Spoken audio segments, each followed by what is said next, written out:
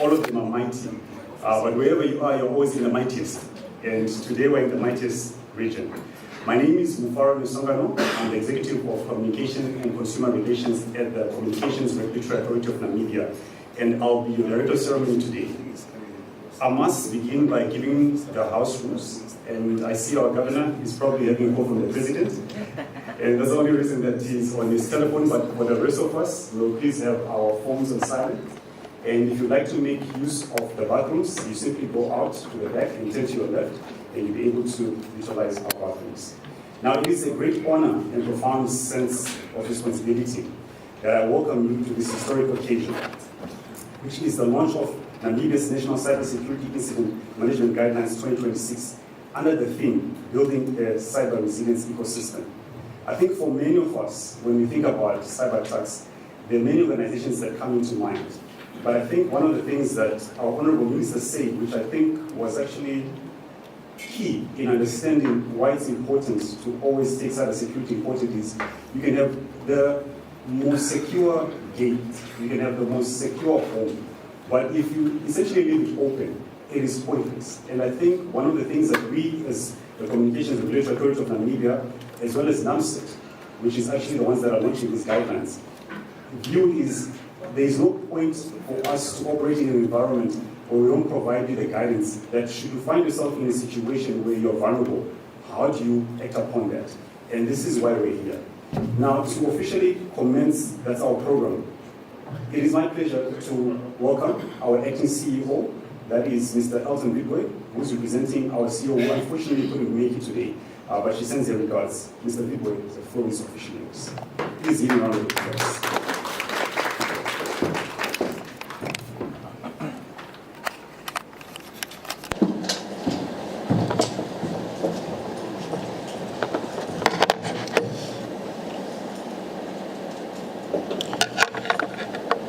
Thank you, Mufaro.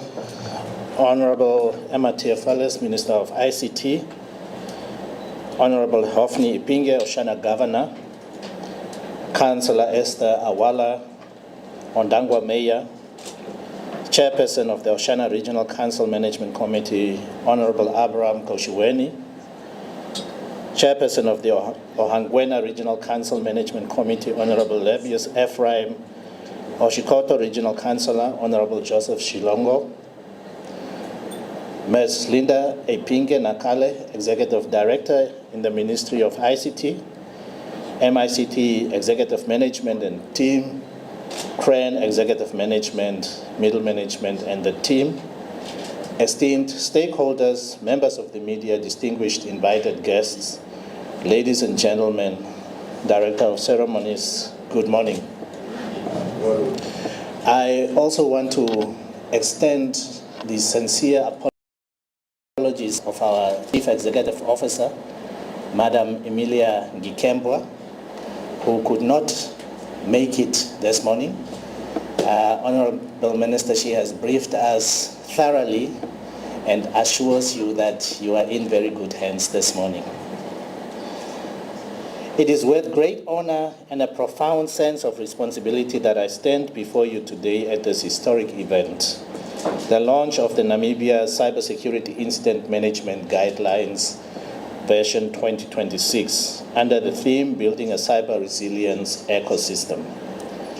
This milestone reflects Namibia's unwavering commitment to safeguarding our digital future, strengthening our national security and fostering a resilient, trustworthy cybersecurity space for all.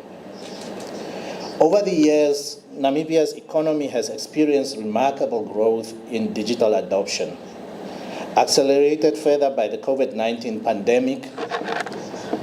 While this digitalization offers countless opportunities, it is also exposing Namibia to cyber threats that can disrupt critical infrastructure, compromise data, and undermine public trust. Recognizing these challenges, the Communications Regulatory Authority of Namibia, in collaboration with the Namibia Cybersecurity Incidents Response Team, also known as NAMCSET, has developed guidelines to serve as a strategic framework for incident prevention, detection, response, and recovery. These guidelines are more than a set of procedures, as they embody our collective resolve to build a resilient cyber ecosystem rooted in collaboration, trust, and proactive risk management. They establish clear standards for incident reporting, communication, and coordination among operators of critical infrastructure, government agencies, and private sector entities. By doing so, we aim to create a unified national response capable of mitigating cyber risks swiftly and effectively. In light of Namibia's unique vulnerabilities and low cybersecurity awareness, these guidelines emphasize a risk-based approach. They advocate for continuous testing, staff training, and public awareness to foster cyber hygiene. It's one of those terms that will be prevalent throughout the day. Moreover, they promote regional and international cooperation through platforms like the Southern African Development Community Computer Incident Response Team, also known as the SADC-CERT, the African Computer Emergency Response Team, also known as the African Forum for Computer Emergency Response Teams, or Africa-CERT, and the Forum of Incident Response Teams and Security Teams, abbreviated FIRST, or FIRST.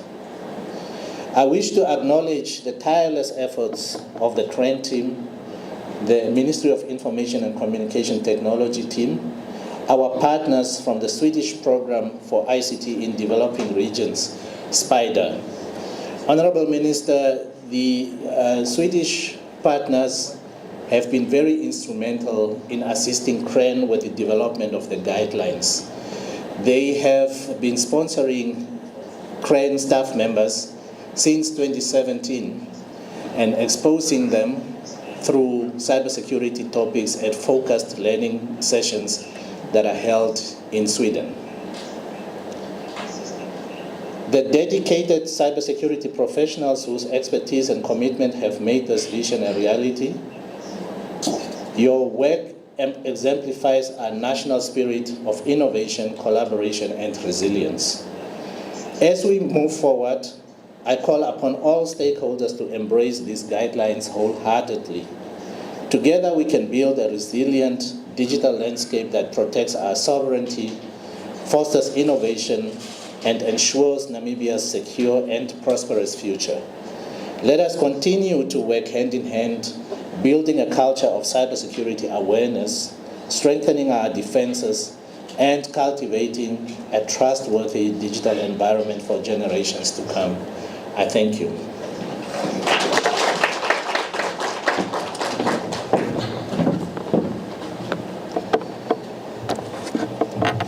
Thank you, Mr. Vidboy, for setting the tone and reminding us of the importance of a coordinated cybersecurity approach.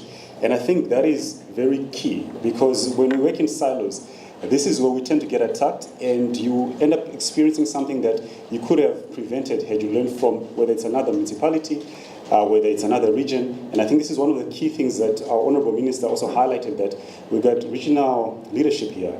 And this message shouldn't just remain here, but should be taken out to the regions to help us avoid this. And we find ourselves in an environment where it doesn't matter who you are, whether you are the president, whether you're the man on the street, you can easily get attacked. And when you get attacked, the one thing that you want to know is, who do I go to? And how do I avoid this? Now, moving on with our program, I must say, when we started, Honorable Governor, we saw that you were handling a very important call. And we thought it was the president, saying that she needs to deploy you somewhere. But we are glad to have you here to, first and foremost, welcome us to your region, and also then introduce our Minister of ICT. Honorable Governor, you're more than welcome. Please give him a huge round of applause.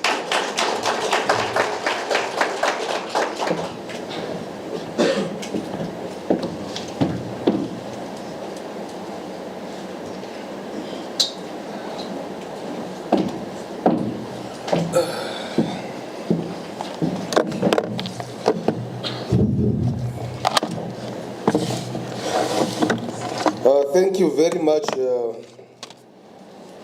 Director of this auspicious proceeding, for giving me the floor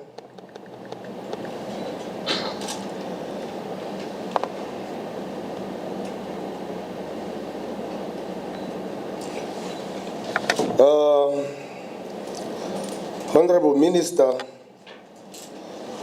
of Information and Communication Technology, Honorable Emma Inamtila Theophilus, the chairperson of Oshana Regional Council, Honorable Abraham Kaushweni, and the other chairpersons are present. I see Honorable Shipindo for ONDANGWA Regional Council, and also Honorable Joseph Shilongo, Regional Councillor of Nehali Yampingana, and the chairperson of Oshkoto Regional Council. Distinguished officials from clans,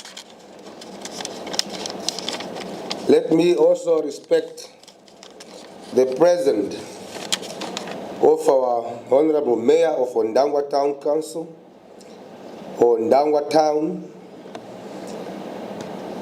Honorable Mweneni Esther Awala, esteemed stakeholders from government and the private sectors, ladies and gentlemen, please allow me to stand by the protocol as already eloquently established by the previous speaker or the Minister of Ceremony. Good morning to you all. Good morning. I'm pleased to join you this morning for the launch of the National Cybersecurity Incident Management Guidelines 2026, an important milestone in strengthening Namibia's digital resilience. Allow me to commend the organizers for convening this timely engagement, which brings together key stakeholders to advance our collective response to the evolving cybersecurity landscape.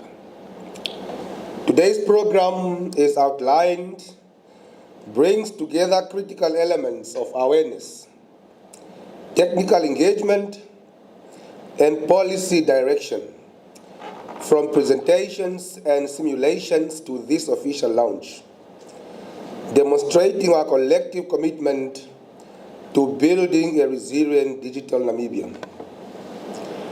As a region, and indeed as a country, we are rapidly embracing digital transformation.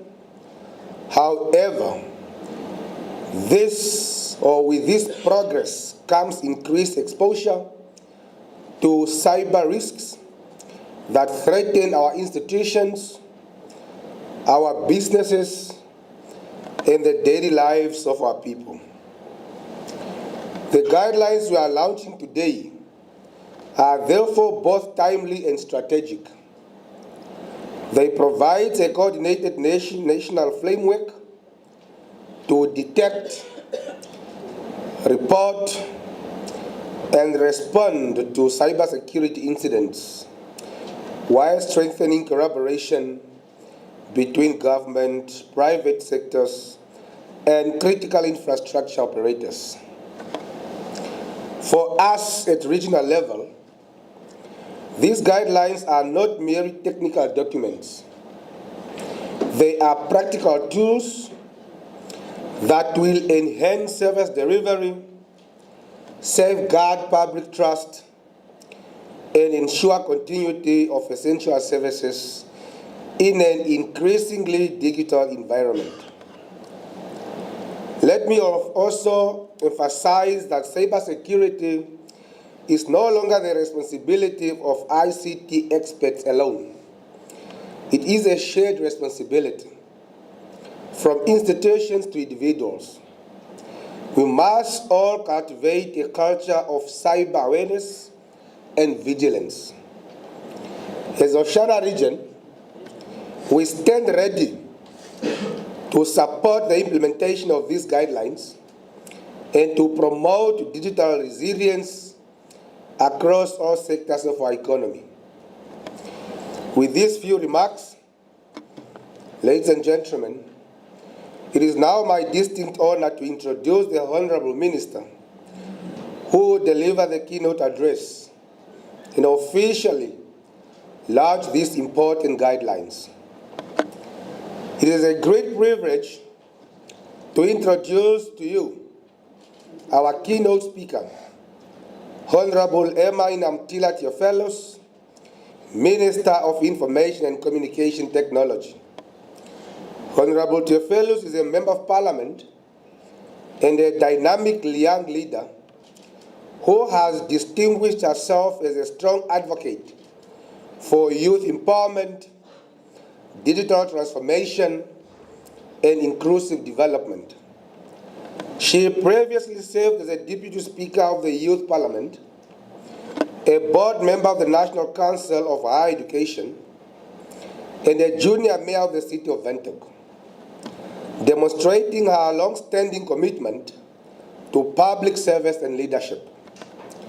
Academically, she holds an LLB honor degree from the University of Namibia, along with the qualification of business management and gender study, and is currently pursuing a master's degree in ICT policy and regulations.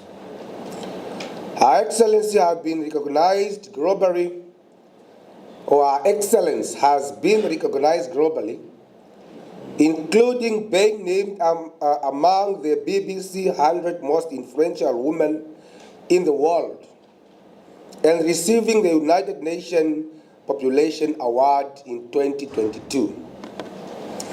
In her current role, Honorable Theophelos is championing a vision of a digital inclusive Namibia, focused on expanding internet access, improving digital literacy, and preparing our nation for the fourth industrial revolution.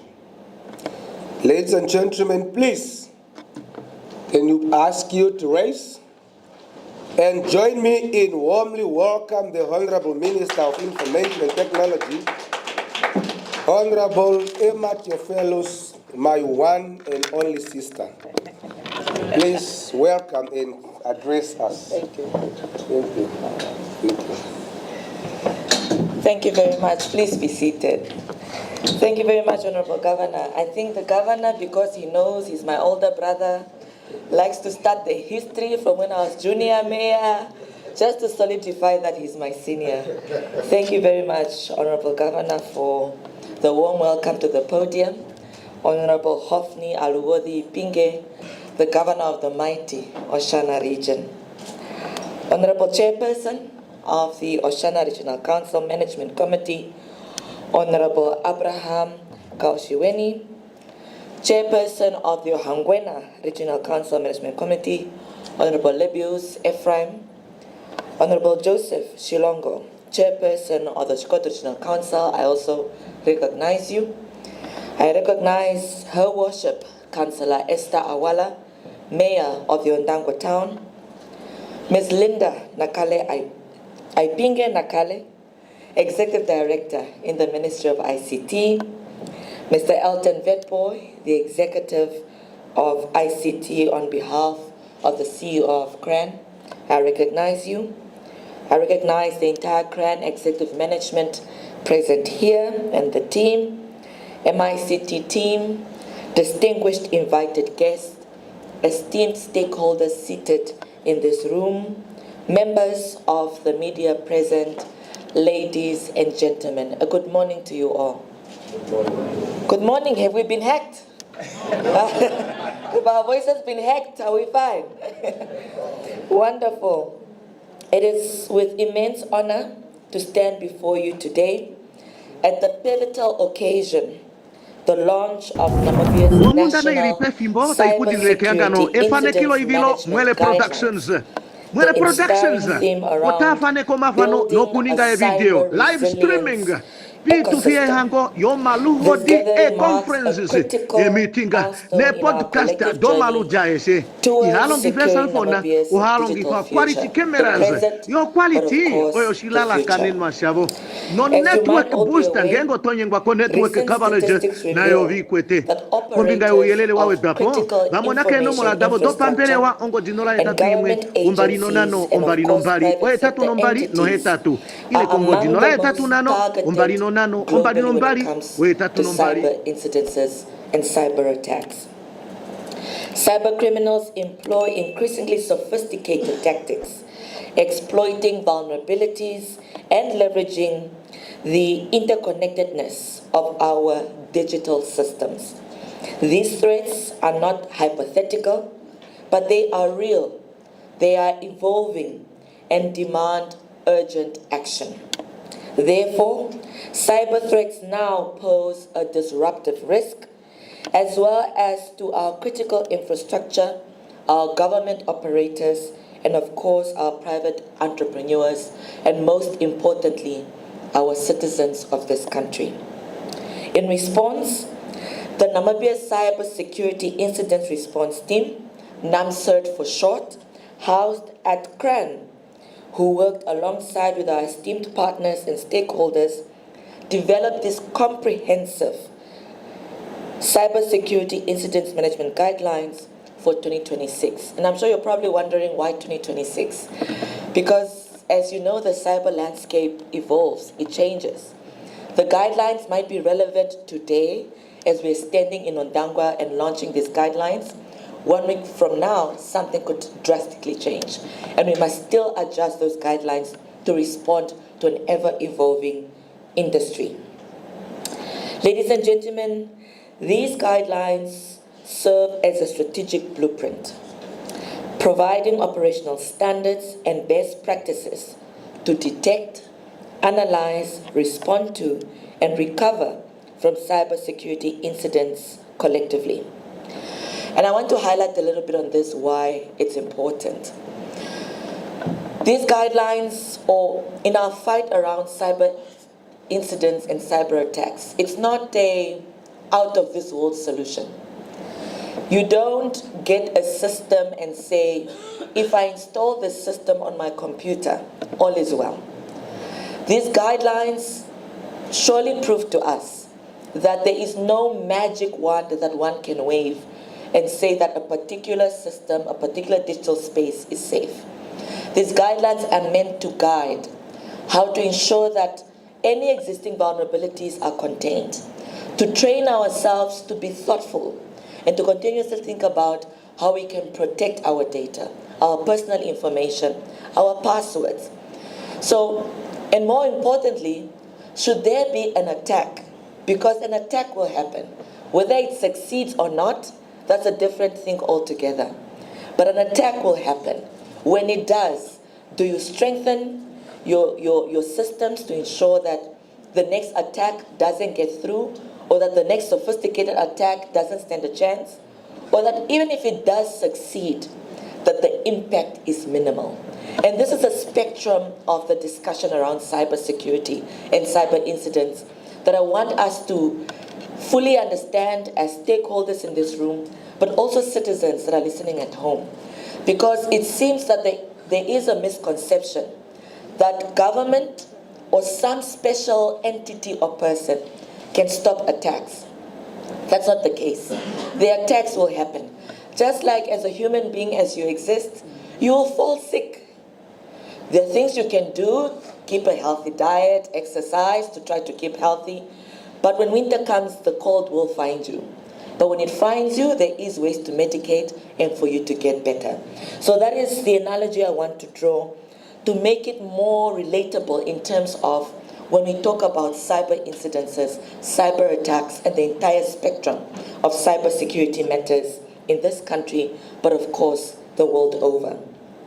So ladies and gentlemen, the guidelines emphasize a proactive, risk-based approach, encouraging organizations to understand their vulnerabilities, implement robust controls, and foster a culture of cyber hygiene.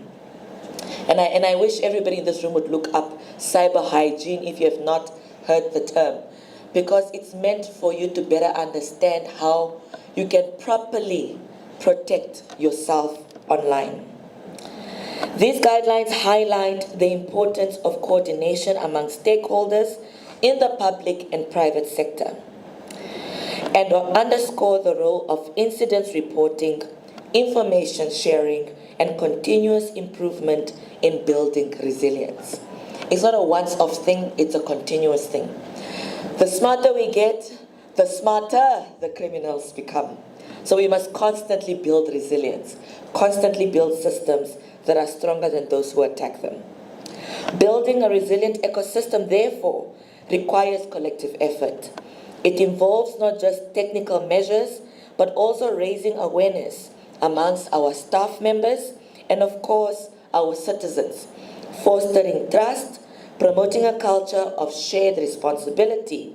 And we must recognize that staff are our first line of defense, and we must equip them with the skills and knowledge needed to navigate the digital landscape securely.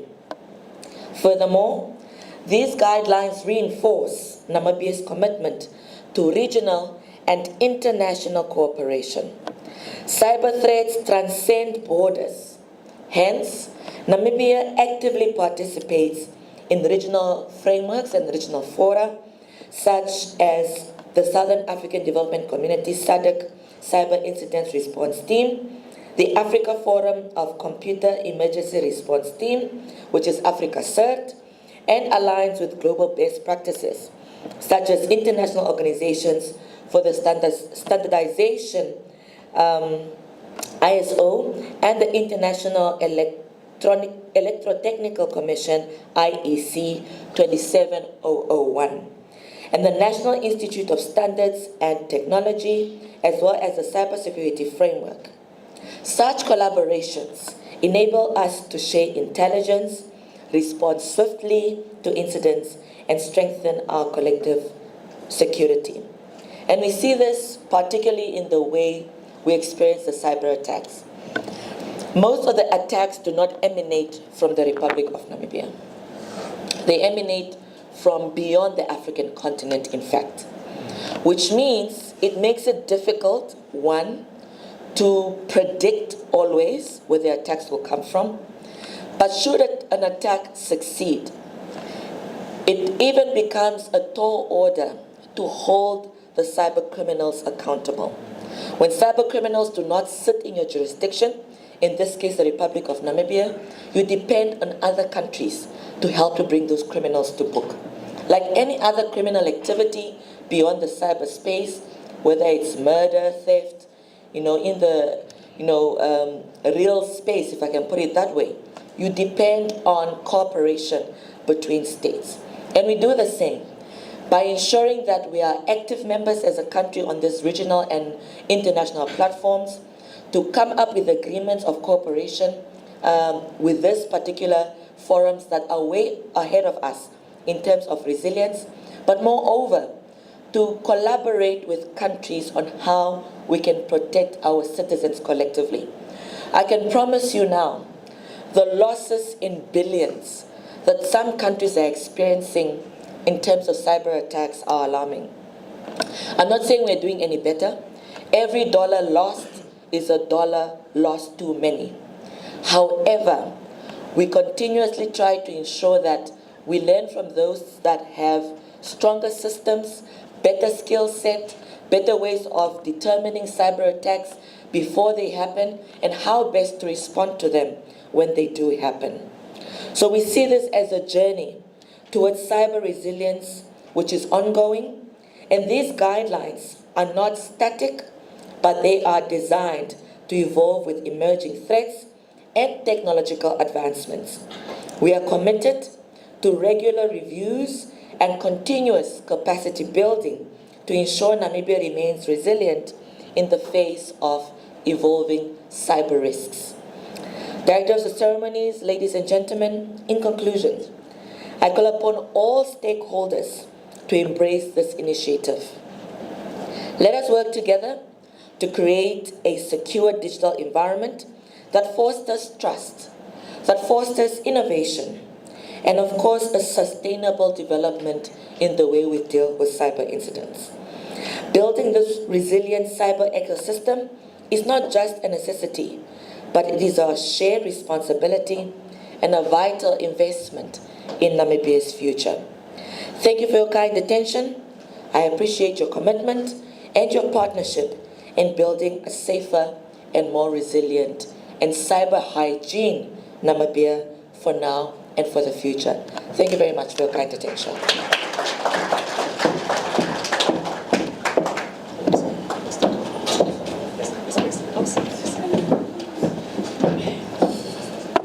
Thank you so much, Honorable Minister. And I think the last time that I was in your presence, you were under 30. And now, yeah. Please don't remind me. She wants to remind her, she wants to remain young forever, and she is. I would like to also call up our Governor, Honorable Governor. Will you please come upstage as we launch, that is the guidelines. We've taken a different approach, Honorable Minister. Oh, I see. That's good.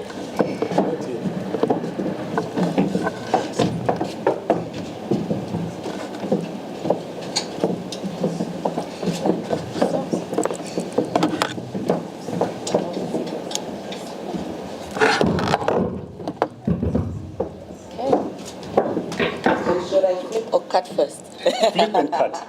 Okay. It gives me a great honor and privilege to officially launch the Cybersecurity Management Guidelines in a response to securing Namibia's digital future. Congratulations to all of us. The scissor is not make sure. Okay. It is my pleasure to officially launch the National Cybersecurity Incident Management Guidelines 2026. Thank you. And Honorable Minister, being in a digital world, the QR code is on the screen, so you're welcome to scan it and have the guidelines on your phone. So we also welcome all those that are present, that you can scan the QR code and you have those guidelines wherever you are. Thank you so much.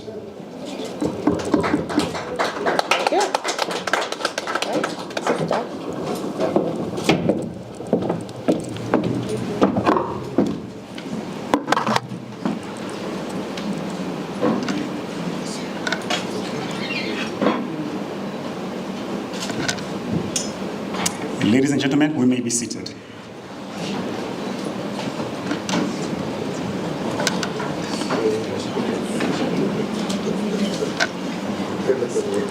Now, thank you so much, Honorable Minister. And I think what I always find amazing about any of the speeches the Honorable Minister delivers, she always brings the message home. And if there's anything you will not forget, if anything that she said you forget, you won't forget the key things that she raised. And where we find ourselves, and one of the key things that I think is important to always take note, as you highlighted, it's 2026. Right now we're ready and we know what's happening. Come 2027, something else changes. And the changes are happening so fast that some of us have to continuously update ourselves. And I was actually smiling to think, for those of us that might say, I don't have time to study, if the Honorable Minister has time to do a master's, I think we have no excuse not to study and better ourselves. And now we're going to take a little break by having a performance. I would like to call on, that is the choir. You're more than welcome to come in. Please give them a huge round of applause as they come in.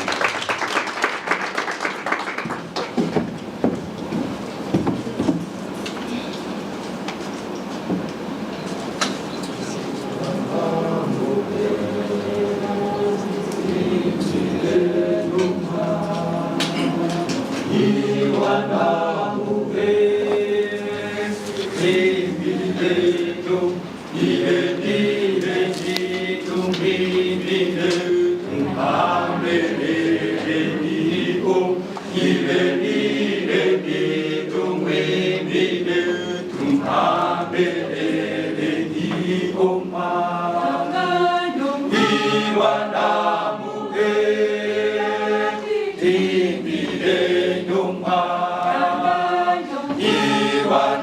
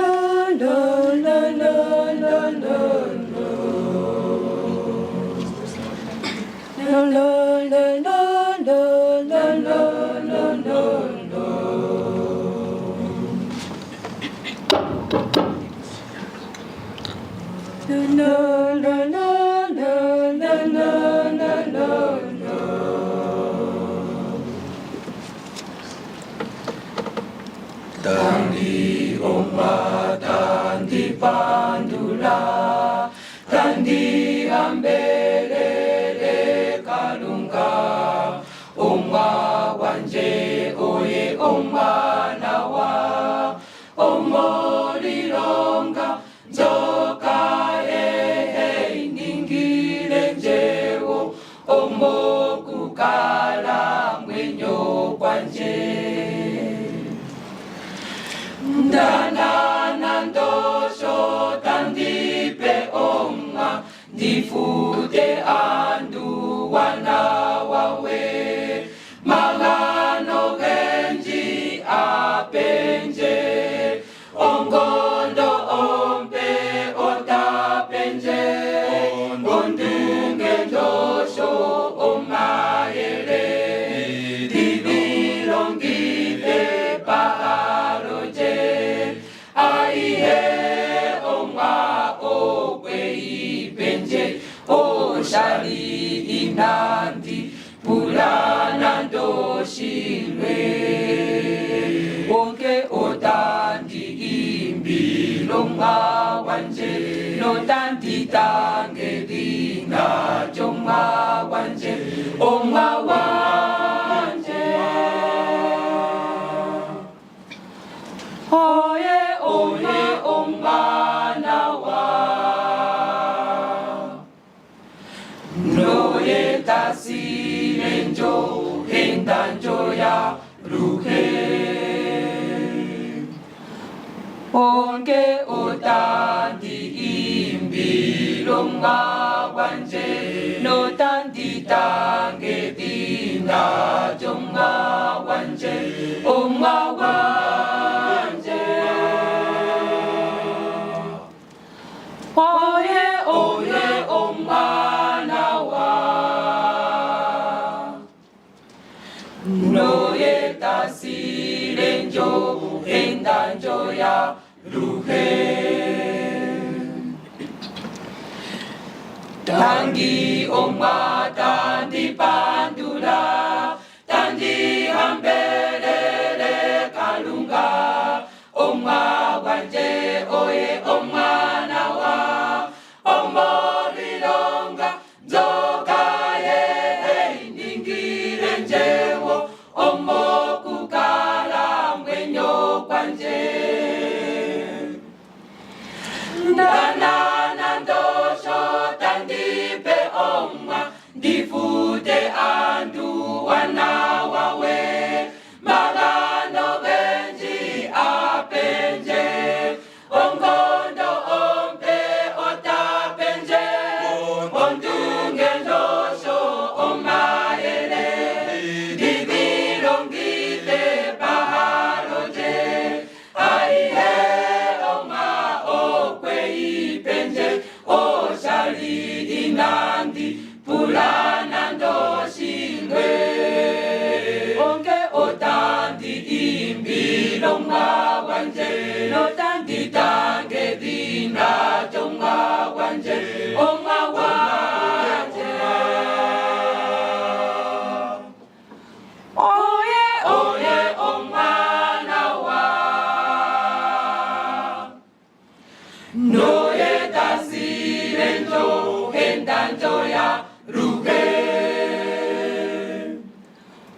honge otandi imirongwa wanje lotandi tange bina jongwa wanje ongwa wanje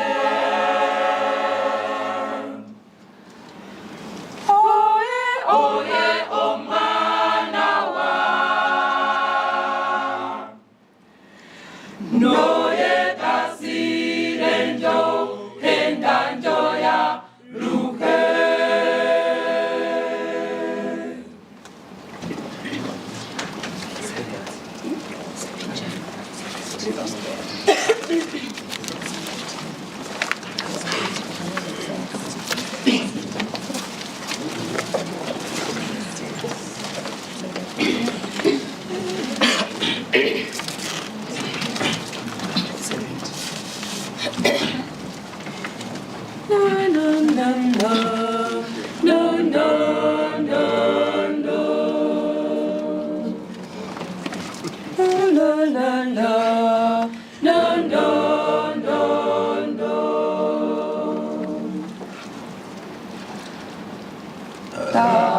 Bandura oma wanje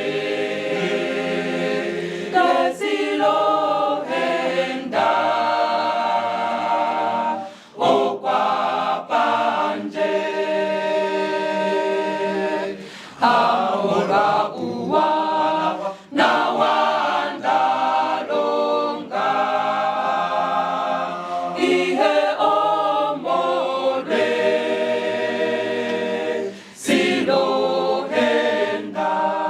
chili oma eholenje na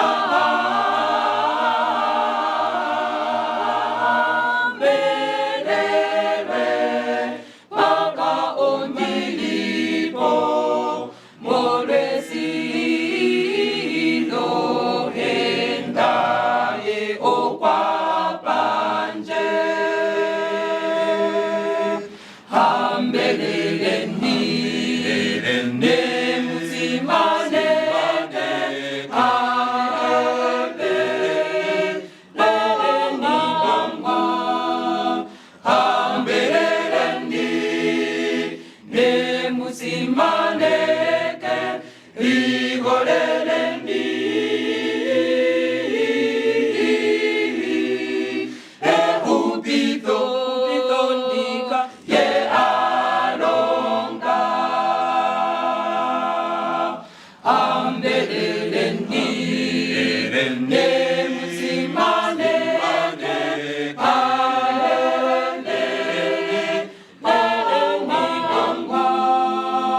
Ah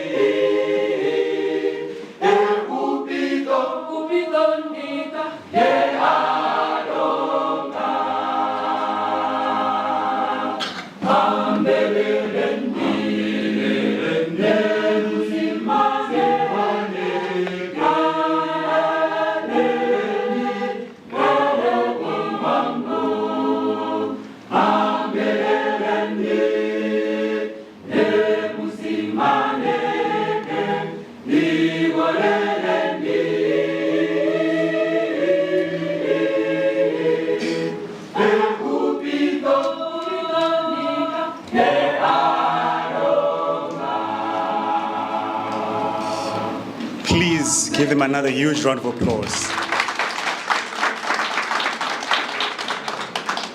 Now, ladies and gentlemen, we now turn to the technical overview of the National Cybersecurity Incident Management Guidelines. And for many of us, over the last 2 years, we've learned so much.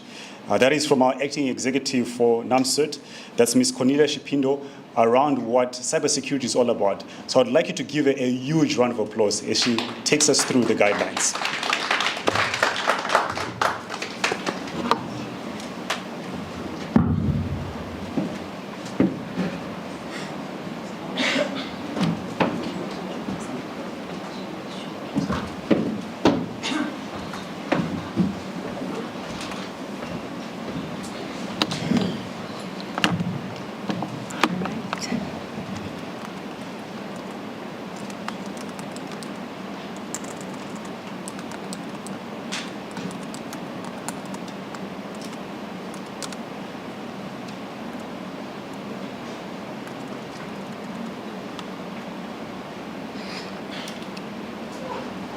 My apologies, I'll start shortly.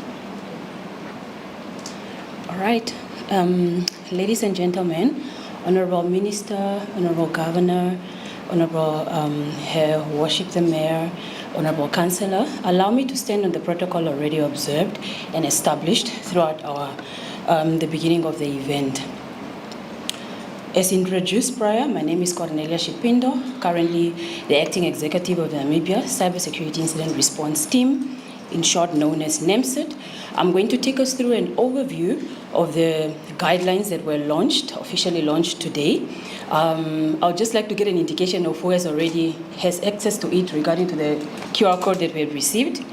All right, okay, so it's really going to be a quick overview over the guidelines. But before I get to the guidelines, I would like to just give a brief description of who NAMCERT is, when we were established, our mandate, and we break down the guidelines as we go. I would like to believe that there are some people in the room who do not know who the NAMCERT team is and how we came into play. So the establishment of the NAMCERT in 2018, the government gave CRAN a directive to house and operationalize the NAMCERT, known as the National Set of Namibia. In 2022, the National Cybersecurity Strategy and Awareness Raising Plan of 2022 to 2027 also expedite the need and call for a national CERT. In 2023, government provided seed funding to commit to the establishment of the national CERT, known as NAMCERT. In 2024, CRAN and NAMCERT continued to implement the initiatives that operationalized the CERT. In 2025, that was last year, the NAMCERT was launched officially by our Honorable Minister and has and it's now called a fully fledged operational national CERT.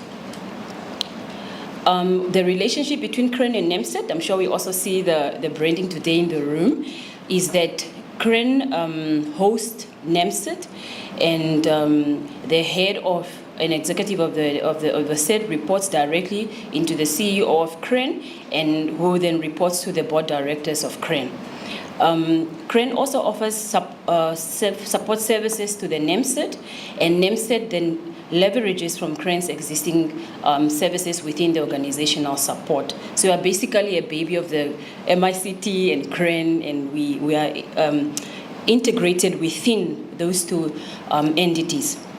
This then also means that CRAN delegation of authority, policies, and internal internal guidelines also apply to the national CERT. NAMCERT's vision and mission. Our vision is to build a trusted cyberspace that drives Namibia's digital growth and innovation. Our mission to pioneer Namibia's cyber defense, ensuring digital security and infrastructure resilience. NAMCERT offers several services to critical infrastructure organizations within Namibia, as well as both the public and private organizations. The various services that we offer are guided by the first service framework. We've heard it earlier before. This is the Forum of Incident Response security team at an international level. And the said services then consist of information security incident management that oversees the coordination of incidents at national level, as well as vulnerability management. This is where the team is constantly proactive with identifying various vulnerabilities across the landscape of Namibia. And once those vulnerabilities are identified, we then share them with the respective organizations that are impacted in order for us to close that gap within the cyberspace and the doors that are currently then open that would allow an attacker to get into an environment. NEMSET is also responsible for situational awareness, where we also are proactive with providing advisories to sectors, organizations, and within the landscape of Namibia. And then lastly, knowledge transfer. We do provide security awareness training and exercises. In addition to that, NEMSI's strategy for the next 4 to 3 years is aligned to various national strategies within the area of ICT and cybersecurity. The main areas that we'll be focusing on in the next years will then be cybersecurity awareness and safety, which remains a critical area that is required to ensure the safe online practice and child online safety across our nation. In addition, we are committed to enhance cybersecurity through information sharing platforms across sectors. So the NEMSET also oversees the Namibia Cybersecurity Information Sharing Group, which consists of members from various sectors within the cybersecurity space, and we aim to then create a trusted platform where organizations and individuals can safely share threat intelligence information, learn from one another, and assist each other when it comes to incident response and contributing to the overall resilience of the country. In addition to that, we will continue to establish partnerships and cooperation for cybersecurity preparedness and resilience. I'm glad that we opened the year with the launch of the guidelines. By the end of our current financial year, we will then also have a nationwide cyber drill that will help again improve our resilience within the country and contribute to the security posture of Namibia. In addition to that, we'll also prioritize national cybersecurity risk assessments, which will allow us to identify further cyber risks and threats that are linked to our critical infrastructure, and in order for us to then also be proactive and mitigate what the findings would be. In addition to the current guidelines that we have launched, we also plan to draft and craft a national cyber incident response and readiness plan that is specific to the Namibian nation on how we will then also thoroughly see through a critical or high impact incident at national level. Last but not least, we'll then also continue building on capacity building opportunities, both at the CERT and its constituency level. And this will also be enhanced with solutions like the security operations centers, our digital forensic labs, which are critical to your entire cybersecurity response and response plan and phases. The NEMSI mandate and responsibility, especially within the guidelines that were launched today, are mainly as a coordinator for cybersecurity incidents by receiving, analyzing, and responding effectively to incidents across all stakeholders. And NEMSI's responsibility is as well information sharing. Like I indicated earlier, we do oversee a national cybersecurity information sharing group, which also then would allow us to facilitate national and international information sharing with trusted partners for an improved cyber threat awareness, capacity building support, providing guidance, awareness initiatives, and collaboration to strengthen national cybersecurity capabilities. Part of our responsibility is as well to enhance national cyber visibility, whereby we stand as a centralized coordination that enhances visibility of cyber threats and ensures a unified, effective incident response. What are the purpose of the cybersecurity guidelines? So these guidelines outlines their purpose and national level objective to enhance cybersecurity across the landscape of Namibia. The guidelines also indicate guiding principles, which are core principles including trust, confidentiality, timely sharing of security information. And you would also find that the guideline has highlighted cyber risks of the landscape, which aims then to identify common cyber threats and their impact on government and critical infrastructure. And then lastly, incident management, which focuses on preparedness, detection, response, and reporting of cybersecurity incidents. The applicability and scope of the guidelines, some of us are probably asking ourselves, can I follow this guideline? Can I adopt this guideline? Do I fit in this ecosystem of cybersecurity? The previous speakers have alluded the importance of cybersecurity and how everyone has a role to play. So it doesn't matter how small your organization is or how large, this guideline can be useful within your organization. So the aim is then for organizations to adapt them. If you already have something existing, maybe linked to international standards, you can then see how you can bring it to a national level and incorporate what the uniqueness of what these guidelines bring to the table, which is different to what is at the international level. So a broader applicability would be the guidelines cover government, private sector, academia, and critical infrastructure entities connected to national cyberspace, as well as interconnected systems, which is any digital system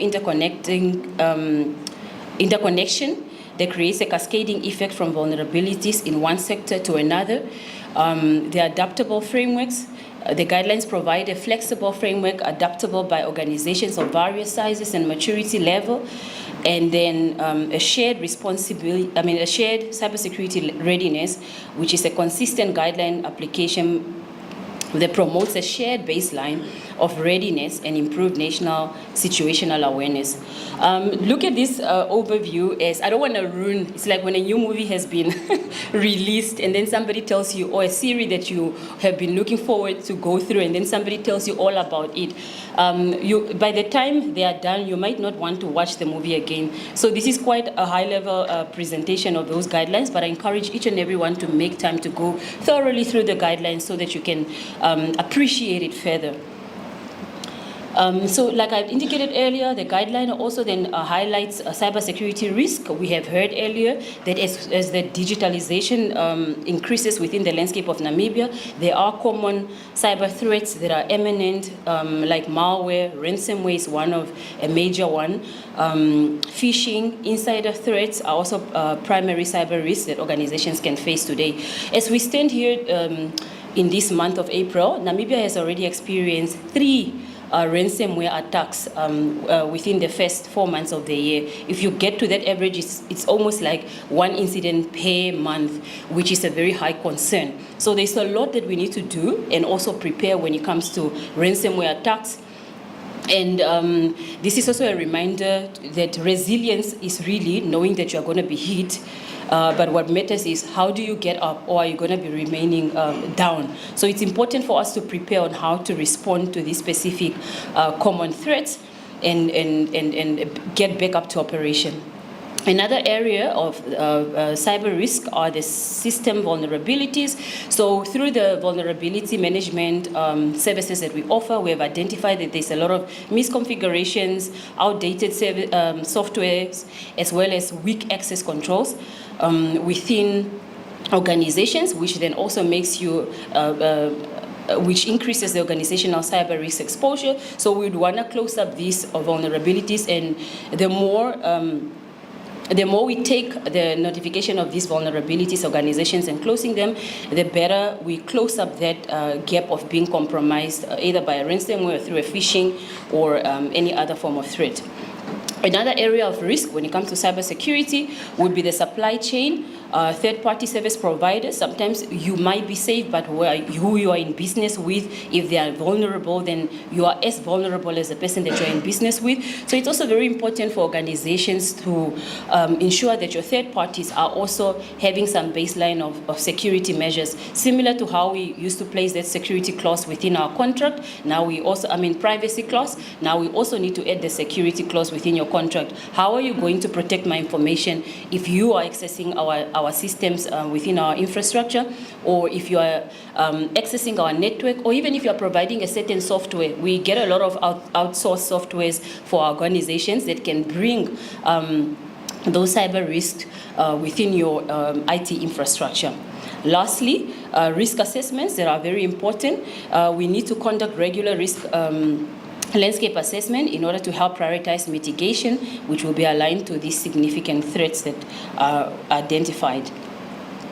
The guideline also speaks to specific operational objectives, which are standardized incident management. So it aims to implement a documented and regular tested incident management processes to ensure effective responses.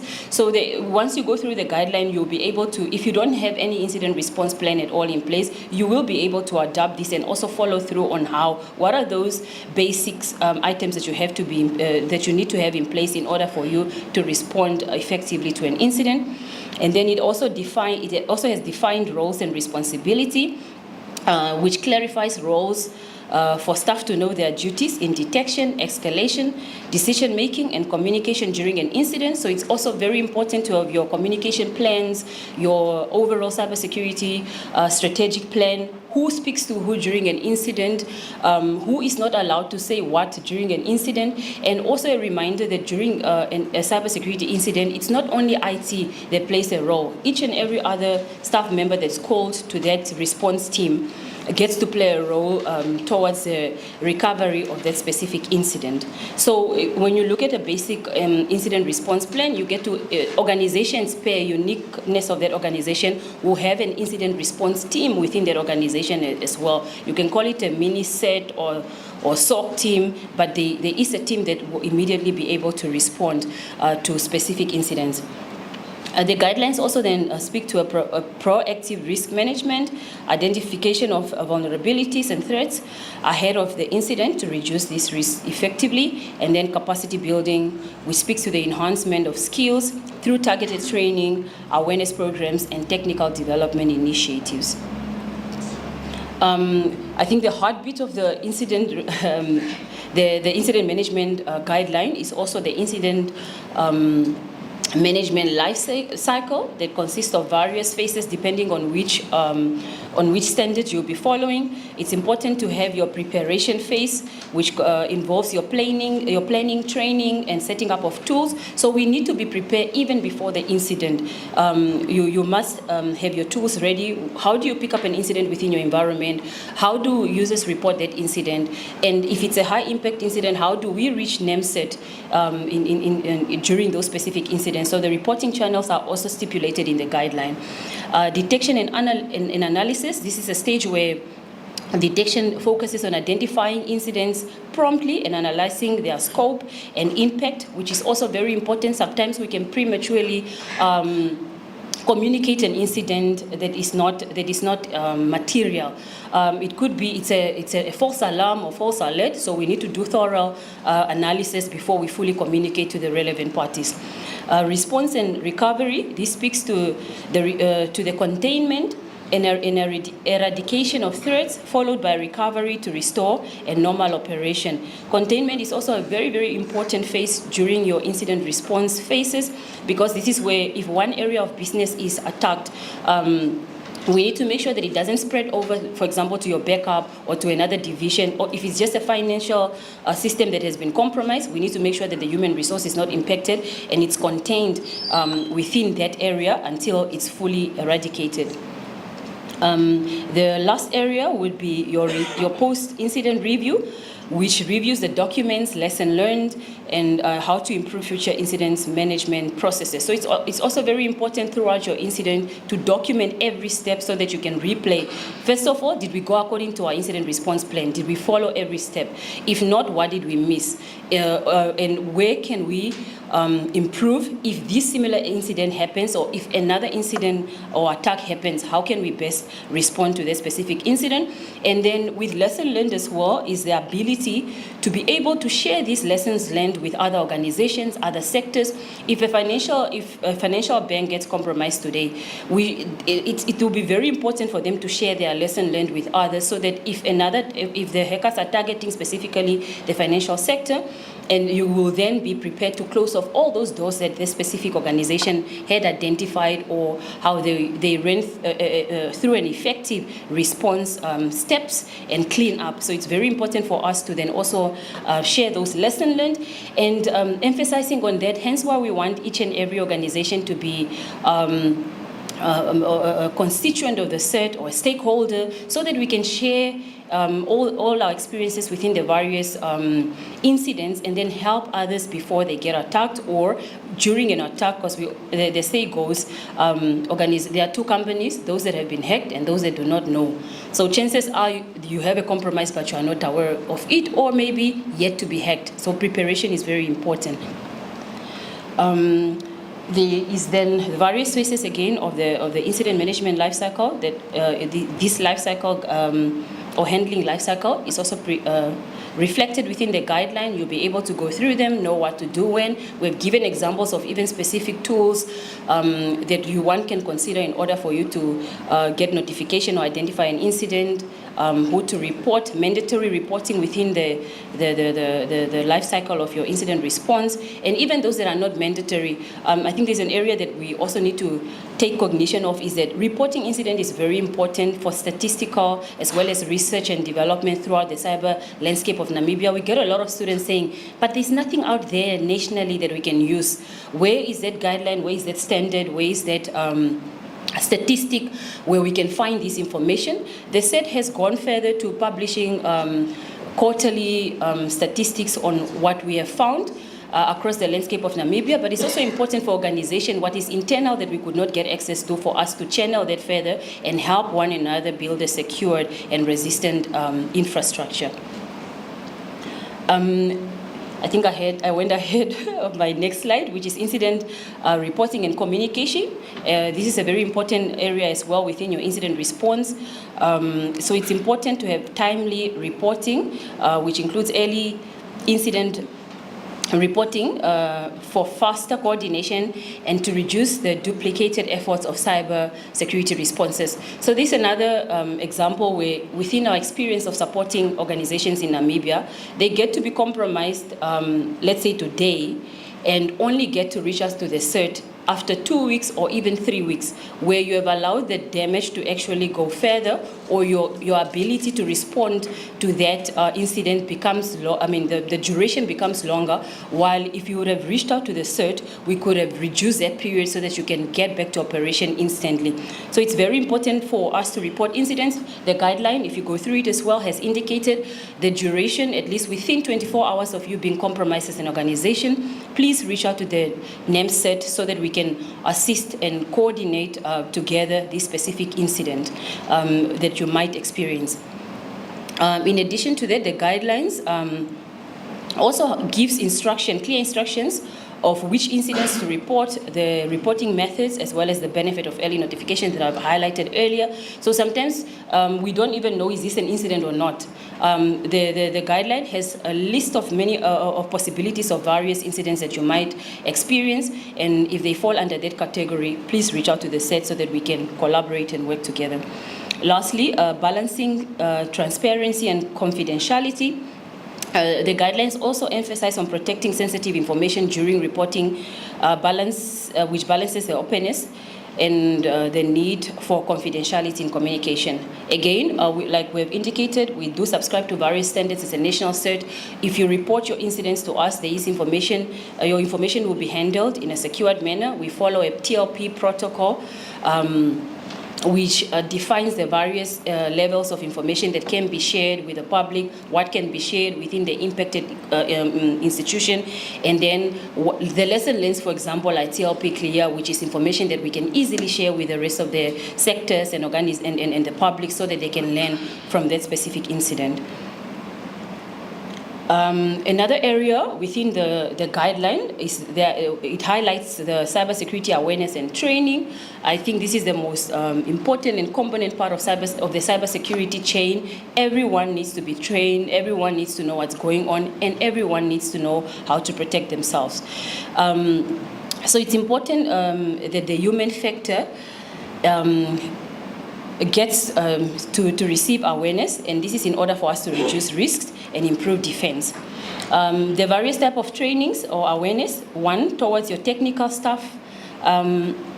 This is the team that is that requires specialized skills in order to detect, respond, and to respond effectively to cyber security incidents. So with the leadership in the room today, it's important for us to also invest in those trainings towards our technical teams so that they have the skills and the ability to know and identify incidents and response as well, in addition to the support that they receive from external parties and the national set. We also need to prioritize the non-technical staff awareness. Like the saying goes, our people are our weakest link in the whole security chain. So whoever has access to a phone, a computer, or any electronic asset within your organization, they need to go through security awareness training. It's important for organizations to also have security awareness training programs, and also, and when you don't have, maybe you're a small organization, to reach out to the available service providers when it comes to security awareness training. Our wonderful ministry, again, of MICT has a partnership with Salt Essential. They've been offering training, I believe, the past 3 to 4 years to organizations across the landscape of Namibia. If your organization doesn't have the capability to offer such training, reach out to Salt Essentials, reach out to the NEMSET, and then we can come. We can arrange for that awareness session for the staff members to be aware, the do's, the don'ts, and what they need to look out to, the red flags when it comes to phishing, when it comes to social engineering, attacks that are happening across our landscape. And again, just an emphasis of continuous training and its benefits in order for us to keep skills updated as the threats evolve and to reduce incident impacts and improve the security posture. In the key takeaways and conclusion of the entire guideline, it has really provided a comprehensive cybersecurity framework where NAMSET guidelines offer a clear framework to strengthen national cyber resilience and security. It highlights the preparedness and collaboration, which is important for the preparedness, coordination, and collaboration of the cybersecurity efforts, and continuous improvement and reporting. We couldn't emphasize this more. Timely incident reporting is very important, as well as ongoing awareness initiatives, which will drive a continuous improvement in the national cyber defense. And then lastly, enhancing national stability. By adopting the guidelines, it will help organizations bolster resilience, which will contribute to the overall national cybersecurity and stability of the landscape of Namibia. With that, ladies and gentlemen, I've come to the conclusion of my presentation. Thank you.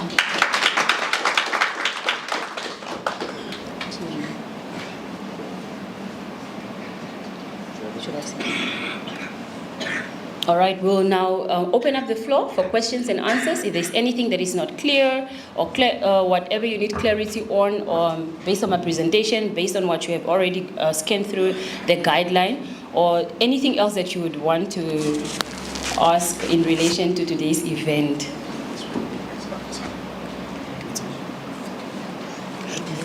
This one, I think, yeah, you can hold it right there.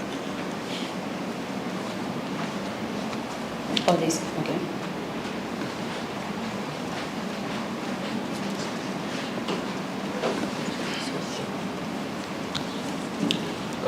Good morning. Thank you very much for this opportunity. It's a very insightful and interesting topic. Excuse me. I just drafted a few, well, it's just one question. I don't want to put the proverbial cart before the horse, but I see that we have introduced guidelines The actual bill in terms of cybercrime is still to be finalized. There have been incidents, cyber attack incidents, quite of late. If the culprits are caught, then what? As it is in Namibia, you cannot charge somebody if there is no law that exists. What are we going to do about it? I think this goes to the Honorable Minister. All right, are we taking another question?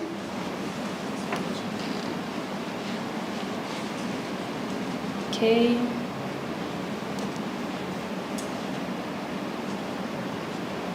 All right. I was going to say Melinda, but Honorable Minister, the question was referred to her. Yes. Can Maria Raquel?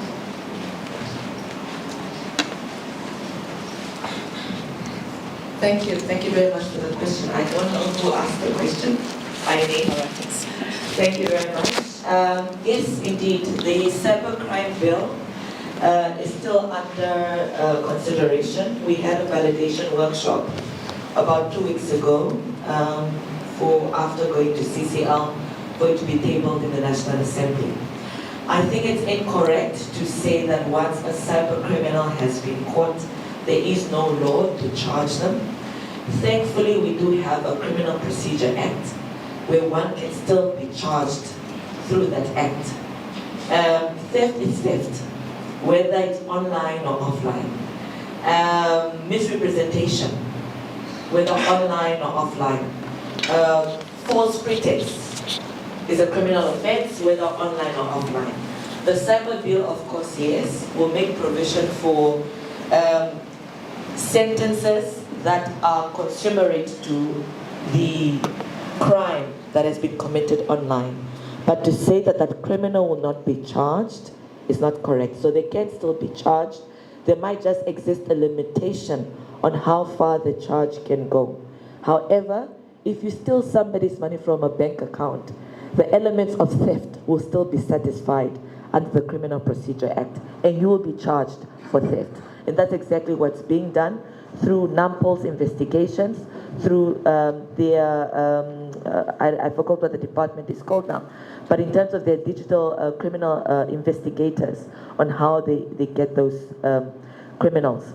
I must indicate here that the bill is taking this long because one, the bill was put together with a data protection bill and then separated because it was identified that it will become sort of as a cumbersome bill when it has two big issues to deal with: data protection and cybercrime.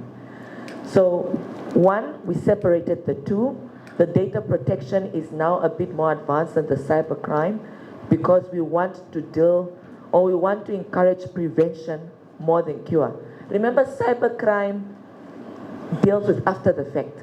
After somebody has committed the crime, the damage is done, and now you're just bringing somebody to book. Our approach at the Ministry of ICT and as a government as a whole, how do we ensure we prevent the harm from happening? Because once the harm is done, yes, you can hold the criminal accountable, you send him to jail or give him a fine, but the damage is done. How do we ensure we prevent the damage? And that is why the data protection bill is the one we worked on faster, and we hopefully table it in June when Parliament resumes its sessions after the recess in June. We did the validation. The drafters at the Ministry of Justice are looking at the final aspects, making sure that no contravention of the Constitution in the law, and then we table it in June. The cybercrime, we are hoping still in this financial year we can table it. And we did this because we don't want to bring a half-baked law to Parliament. Already it's taking a while for Parliament to pass laws. We don't want to bring a law that does not adequately protect our citizens, and we are forced to go back and amend certain provisions of the law. That will leave a vacuum, that would sort of just create the opportunity for criminals to feel like even the law is not effective. We want to bring an effective law to Parliament. We want to pass a law that NAMPOL, magistrates, the judiciary can properly bring criminals to book, and that is why with that. These guidelines are the window in between. There is no way that we can be sitting ducks and wait for the bill to be passed for us to put in action. It's almost saying you will not employ police officers because you do not have a police station. Imagine that. You have no police officers because you have no police station or you have no police cars, therefore you do not employ police officers. We are putting the necessary tools in place so that the bill simply complements. But the NAMCERT as an institution are there and are able to track the incidences, to properly know how to respond, to put the necessary tools in place in absence of the bill. Just imagine when the bill comes to pass. Thank you.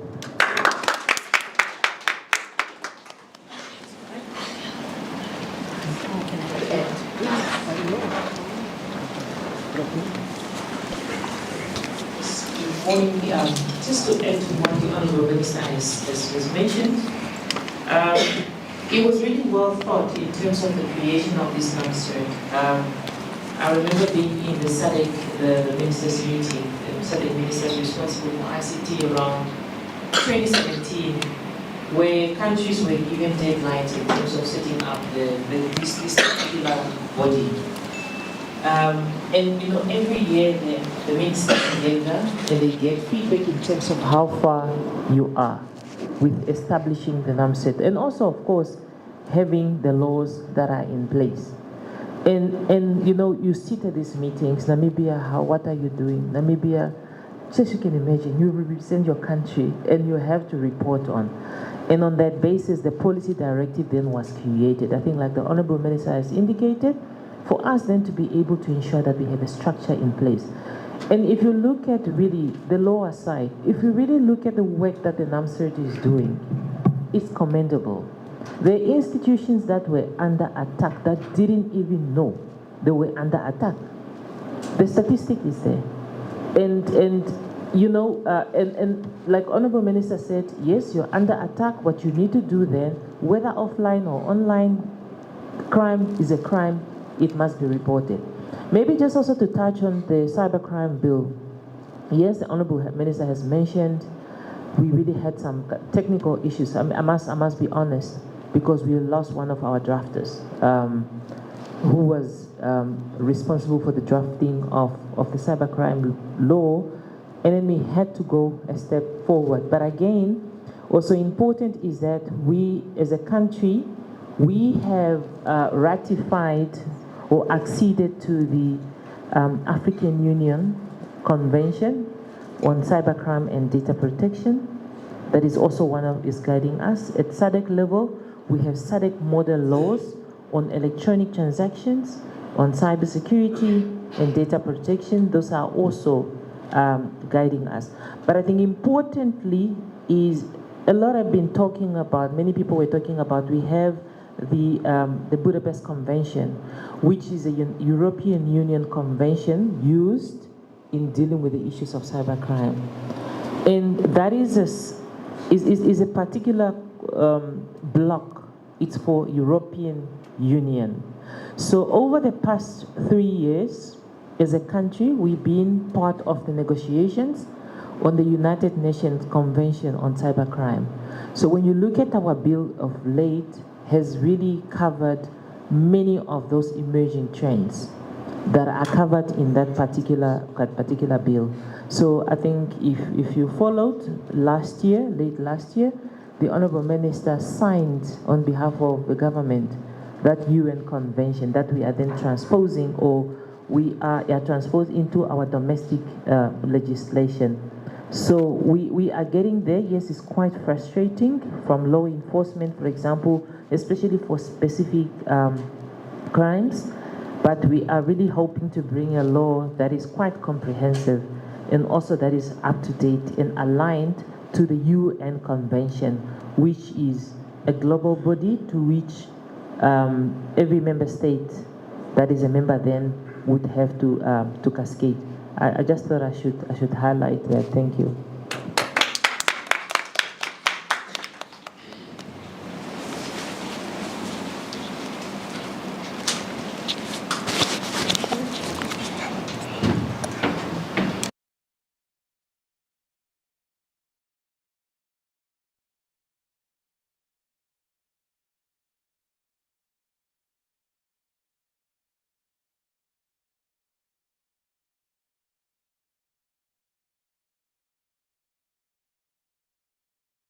See what does it mean when something happens to you. So we're going to have, that's a cybersecurity simulation. That is by Mr. Edna Toivo, cybersecurity specialist at NAMCERT, as well as Ms. Thank You Awanga, cybersecurity specialist at NAMCERT, to sort of undertake us through this. Please give them a huge round of applause.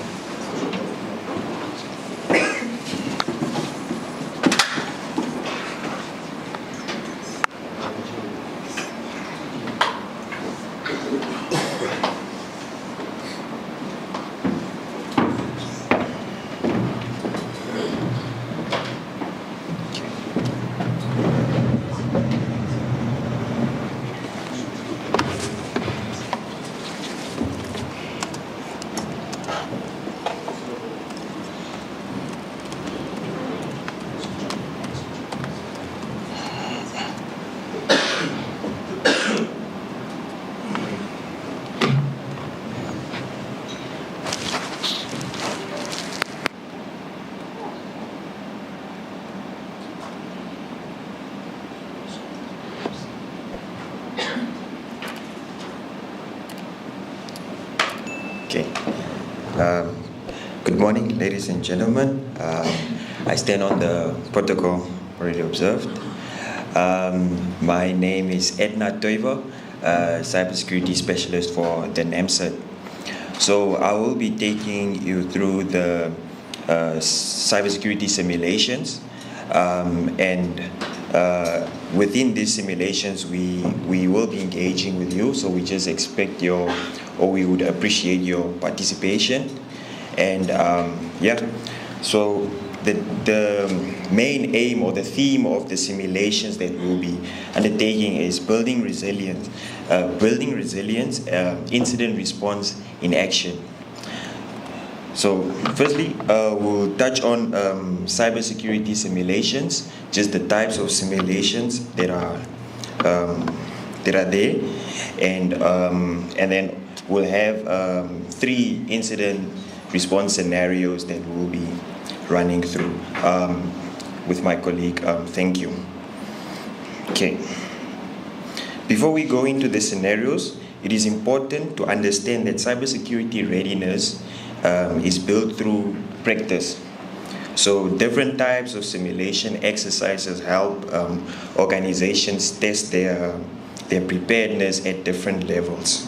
So from leadership decision making to technical response and staff awareness. So each exercise serves as a specific purpose. It has its specific purpose, it has its specific aim that it tries to achieve. So like I said, each exercise serves a specific purpose, but together they strengthen organizations' ability to detect, respond, and recover to cyber incidents effectively. So within a cybersecurity space, you would find tabletop simulations. These are decision-based scenarios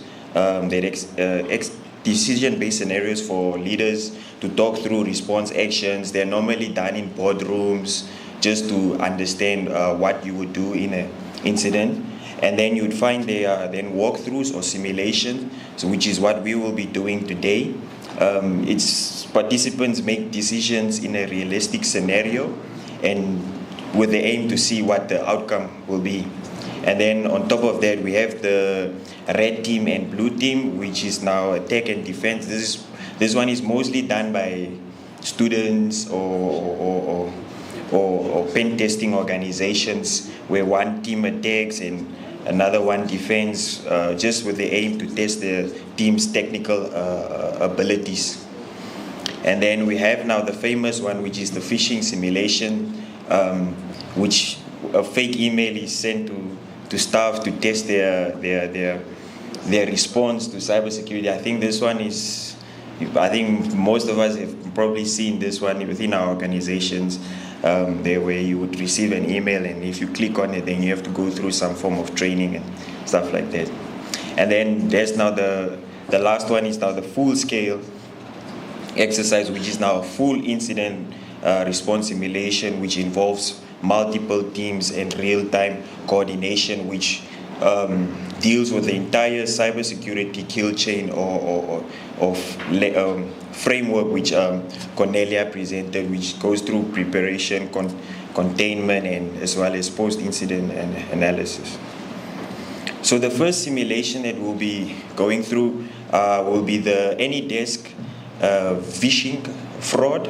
Phishing is, I'm sure we're all aware of those guys that call us and say, no, I'm from Parates, I'm from the bank, I'm from, yeah. So that is basically what phishing is. It's a form of an attack that is done through a phone call where they would try to impersonate another company.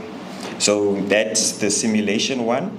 And then we'll move on to a public open Wi-Fi. We know that we live in a digital age where we all want to be connected, we want to be on our WhatsApps or Facebook, or even working on our work emails and stuff like that. So we'll just be highlighting the importance or the dangers of connecting to free Wi-Fi. And then lastly, we'll then move over to the WhatsApp OTP takeover scenario as well, which is also key. It builds on trust. We know that in the digital age, you must trust, but you must always also now verify, because you don't know who's on the other side of that device. Okay, and then we'll go to question and answer if there's any.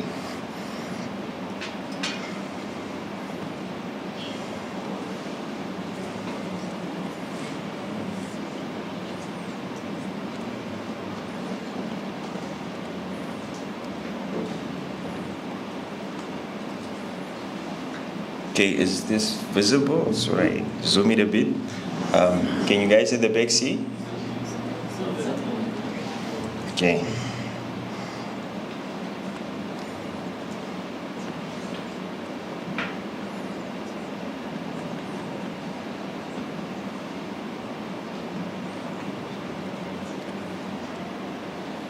Okay, it should be a bit better now. All right, cool.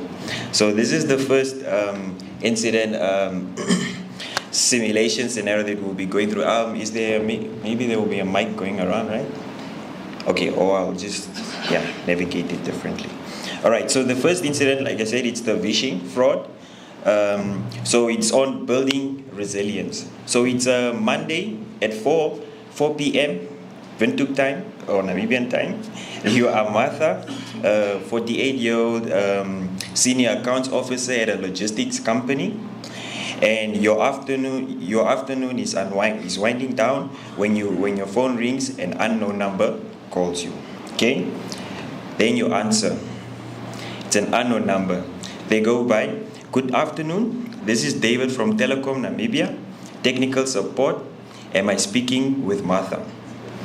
Okay. We detected an issue with your fiber line, and if we don't update your router settings in the next 20 minutes, your connection will be permanently disconnected. Then Martha responds, so Martha now feels a wave of panic, and then you need the internet for a report that is due today. So Martha needs to submit the report quickly. It needs to be signed by the president. She's now it's urgent stuff. So the question goes now. So what do you do in such a scenario? Would you respond A, okay? You would say, okay, what do I need to do? You ask the person, or you hang up and call Telecom directly to verify. Or C, you ask them, how did you get my details and what's your employee ID? Just from the crowd's view, what would you, okay?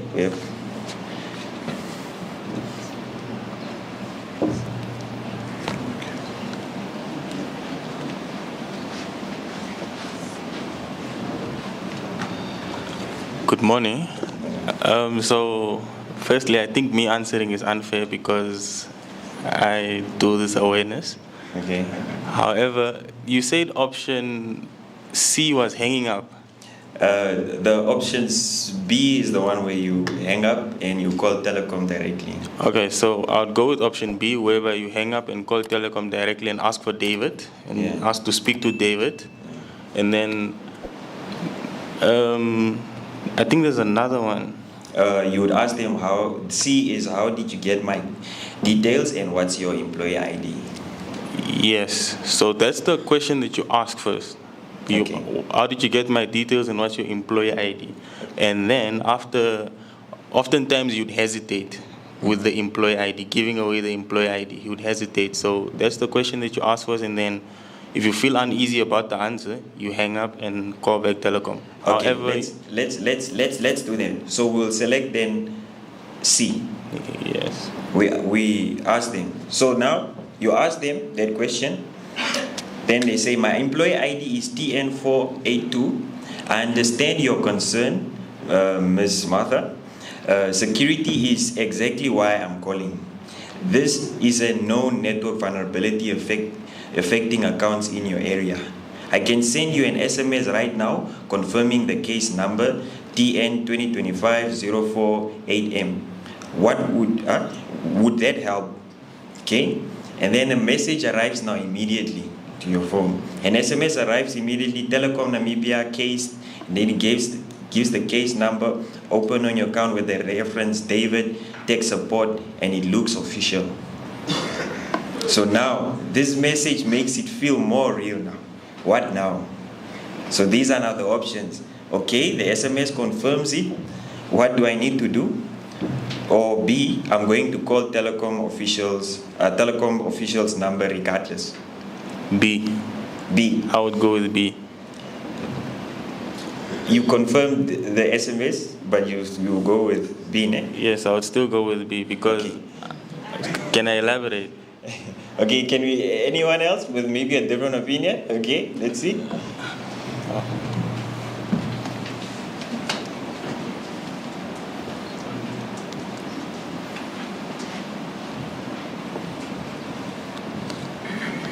All right, good morning. Thank you for the opportunity.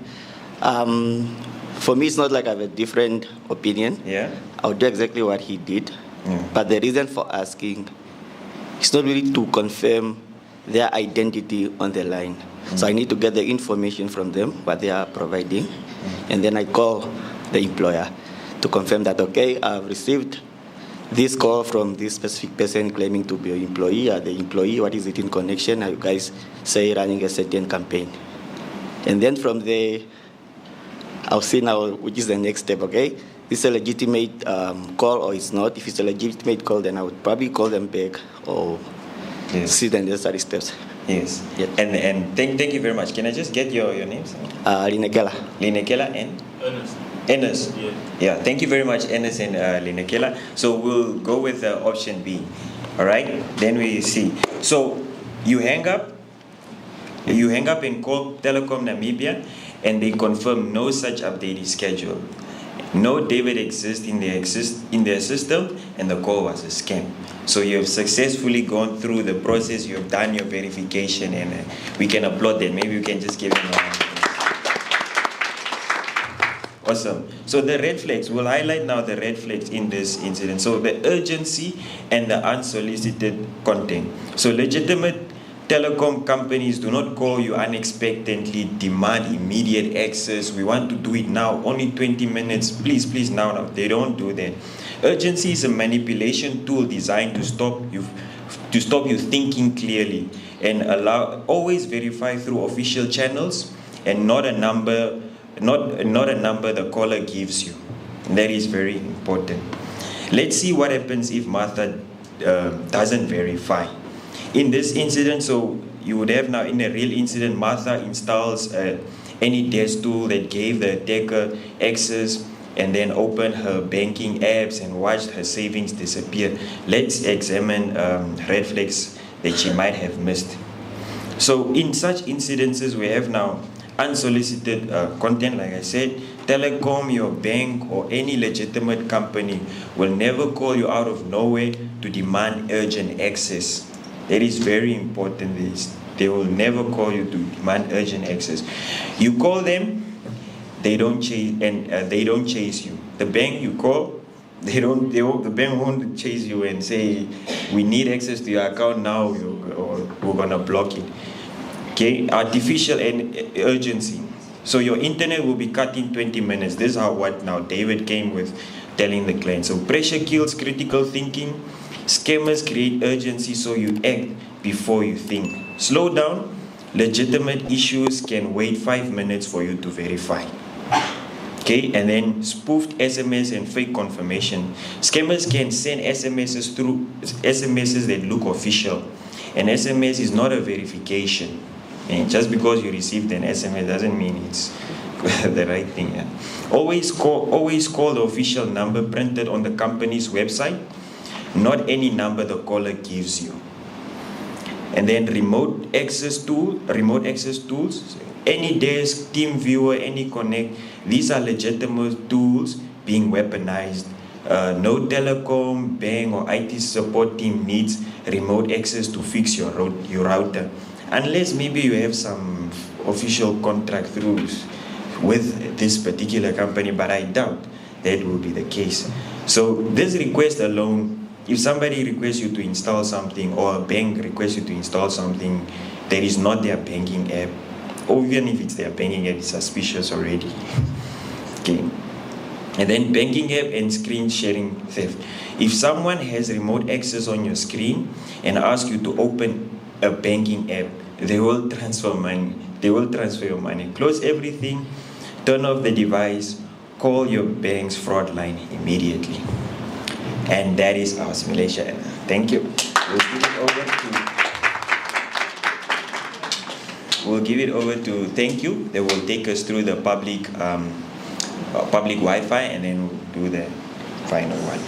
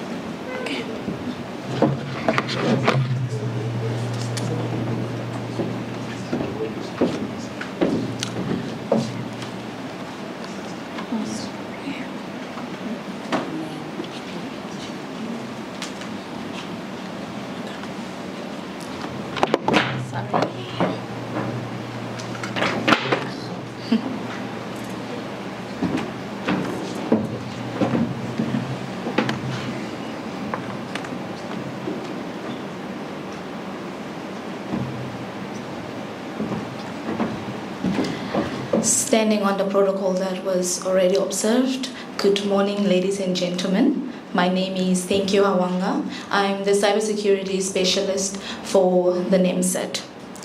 From a show of hands, how many of us have connected to open Wi-Fi or free Wi-Fi, whether it's at an airport, at a cafe, or at a mall?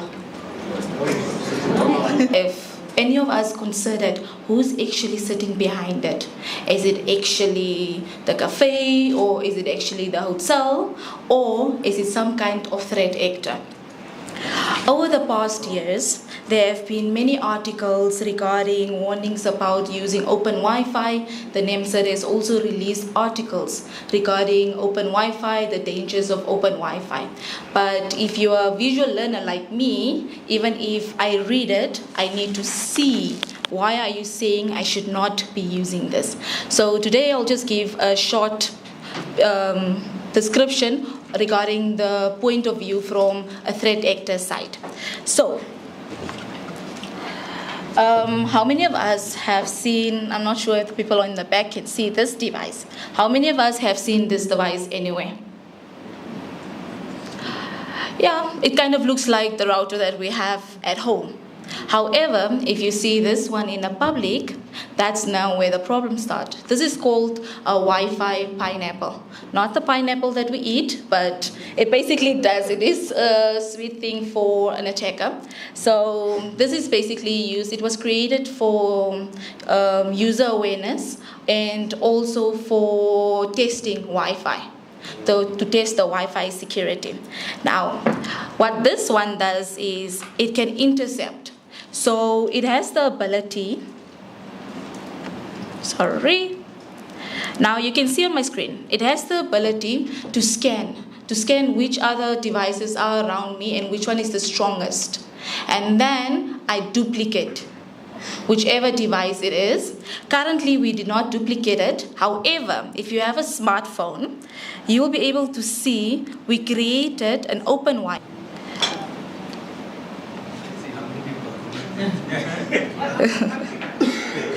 Just give a sec.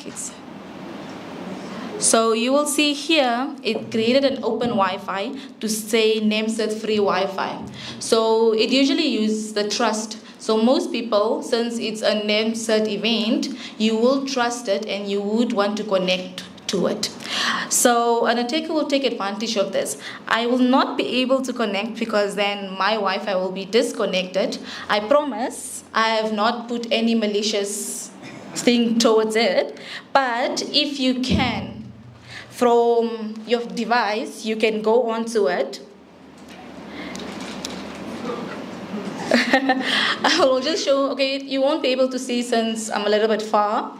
But if you go to your Wi-Fi settings, you'll be able to see nameset free Wi-Fi. Now, if you click on it, it takes you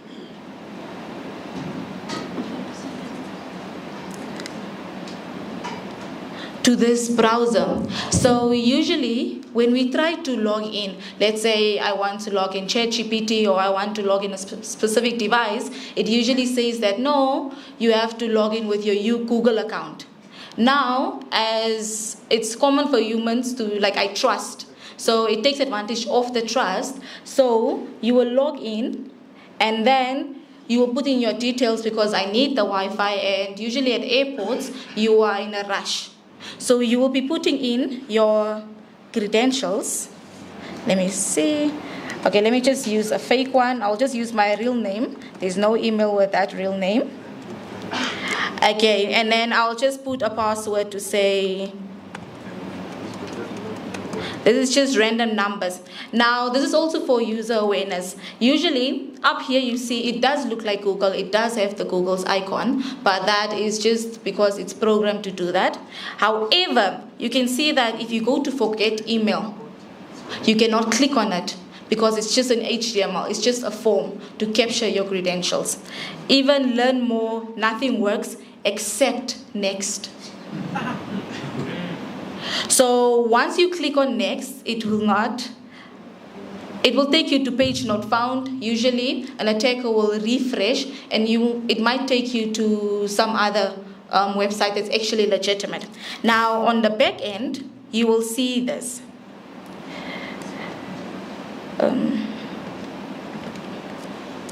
So it's also called, it has multiple portals. It's called now the evil twin. So basically, it copies. So if you scroll down, you will see I use the Google login. And if you see view logs, it will show you all the logs that the person tried. You can see that, oh, I have Ephraim. Ephraim Gmail, and then also the password he put in, and then also the host name. Additionally, it will also give your MAC address and then the IP address that you were sending it from. So that's how they capture your credentials, especially the Gmail, in order for you to use future. Now that you are connected, it means the threat actor becomes the man in the middle. So whatever place you go to, usually you must go to websites that has the S on it. So it will be HTTPS, then it means your connection between the client, which is your device, and the server is secure. However, if you do not see the S there, it means it's not secure. So whatever is going between your device and that server, let me say FNB. Whatever goes between the device, I can capture all those credentials because it's in plain text. So this is basically what we usually mean when we mean like the S means plain text. A threat actor can capture anything that's being said in between the client and the server.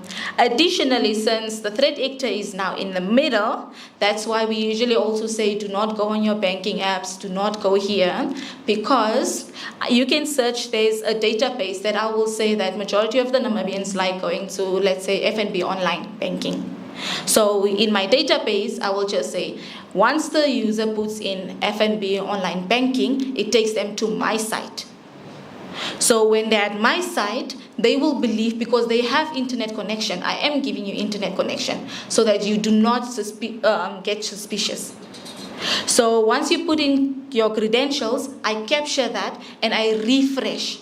So it's human nature just to think that, okay, it's refreshed, there's something wrong with my Wi-Fi. Instead, it's him capturing and just taking you to the legitimate one so that you can log in, but you don't know that they actually captured. Now they have all your credentials.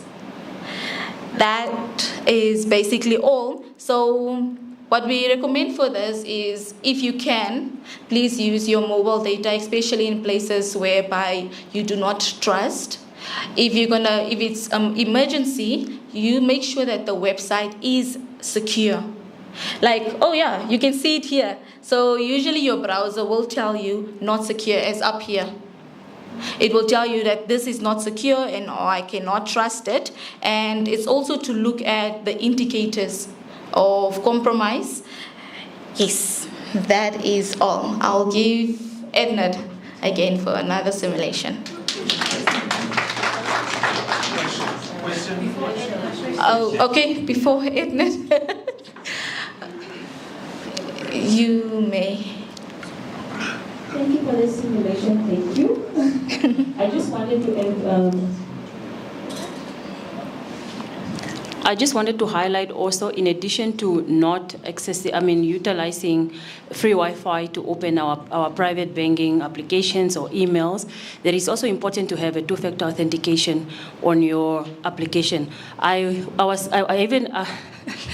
tempted to try and log into Ephraim's password and email that he shared now. But Ephraim, let's say if you had your two-factor authentication in place, even if we now go try and use your current password that was displayed in clear texture, it will first say, give us a second authentication whether you are really Ephraim. And then hopefully Gmail is such a great application as well. You can have your two-factor authentication on your phone to say, enter this code that I sent to your phone, bring it back to the email login on your link, and then I can verify that it's really you. So I just wanted to add that in between that. Let's also ensure that we just have multi-factor authentication enabled in case we visit those unsecure sites. Thank you. Thank you, Cornelia. Thank you for that. I think most of us have fallen victim because of that. But I think what I want you to highlight is, when you talk about free Wi-Fi, just indicate what that means. Is it the Wi-Fi that I enter without a password? Or how secure is when I'm in this hotel and I'm using the hotel Wi-Fi? Maybe just for you to really quantify. I know for the airport, you are at the airport, you don't enter any password. What you enter is exactly like that, but maybe just to differentiate. And I think in terms of awareness raising, we need to give examples as this. Because sometimes somebody would say, my money was stolen from the bank. And the Ministry of ICT, what are you doing? Police, what are you doing? The bank, what are you doing? But it boils down to our own awareness in terms of, like Cornelia just mentioned, could actually access the details of Ephraim, your email, all the emails within your mailbox. But then you would blame somebody. But then it's you yourself that have entered such particular information using your free Wi-Fi. Maybe just to distinguish, or just to say the free Wi-Fi just so all of us have that understanding. What does that mean? What does that mean? Thank you. All right. Can we get one more question? Yeah, thank you very much. Mine is on the issue of the airport Wi-Fi. You said maybe we should not be logging on the airport Wi-Fi. Now, somebody is a traveler, you are at the airport, you need to be connected. Maybe what are the best practices to protect yourself when you really need to connect to the Wi-Fi at the airport? But now you know that it's an open Wi-Fi, it's a public Wi-Fi. What do you do in that case? Now, the other thing that I also want to bring to the attention of the House is that now I'm using an iPhone, for example. My name is Shasimana, I register it as Shasimana iPhone. Is it something secure to put my name on the device so that when it's roaming around, anybody can locate that this is Shasimana iPhone? What are the best practices when it comes to naming my devices? Okay. Okay. We can get a third one before I answer the question. Thank you for the opportunity. So my question is just in addition to the colleagues that asked regarding the free Wi-Fi. So my question is, so are you saying that we shouldn't use free Wi-Fi, or are you saying we shouldn't log into our important apps like the bank? So if I'm going on WhatsApp with this free Wi-Fi, what does it capture? Because I'm just going on WhatsApp and it doesn't require a password or something, but maybe my face. So maybe just make a clarification on that one. Thank you. Okay. Let me just answer before we go to the next person. So the first question was regarding the difference between open Wi-Fi and normal Wi-Fi. So open Wi-Fi is usually Wi-Fi without the passwords, where you just click and then it takes you to a captive portal. So those ones are cautious. You should be cautious. But then it also goes back to Wi-Fis that are not trusted, Wi-Fis that you will not know. Let me use an example. Here the device goes further by just clicking on it. I can. So it's also, especially with organizations, I'm going to speak now on the organization sides, is I can spoof, let me say, Kren, or let me use Emirates Voice. This is a Wi-Fi, I see it exists here. I can spoof it by just creating an exact same SSID as it is. It also gives an option to de-authenticate all clients. So everybody, I'm not going to click on it now, but then everybody is on it, is going to be de-authenticated. Once a device, because your device already knows the name, because we have this thing where we click, remember. So once a device is already connected, your device does not know the difference between, this is a new one, I don't know this one, it just knows the name. So it's going to connect to a new name that's exactly the same SSID as Emirates Voice. So once you connect to that, you have connected to my SSID or to my Wi-Fi. So it's always important, especially on the organization side, to do ARP spoofing, even because the tool also has the ability to do the MAC address spoofing. So this is just internally to do Wi-Fi security that's dealing with Wi-Fi.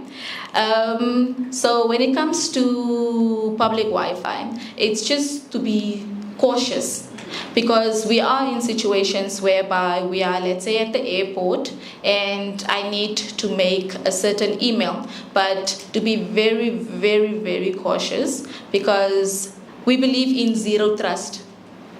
So if you're going to connect to see something that's not confidential.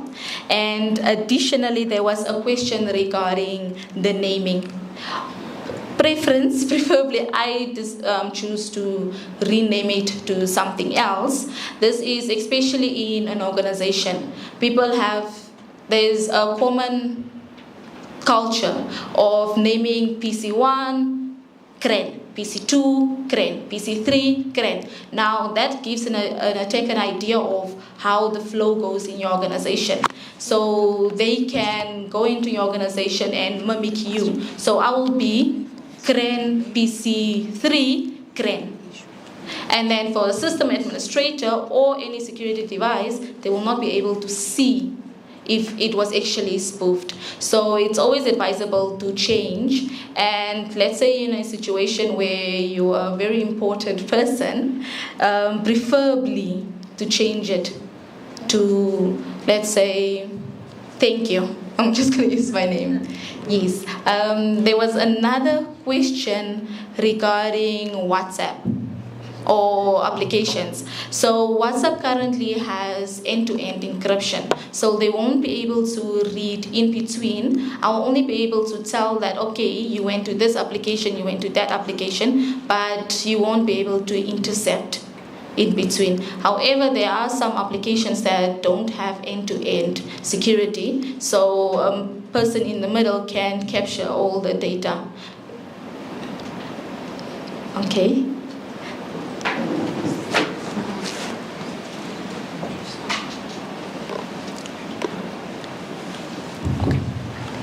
Okay, thank you again.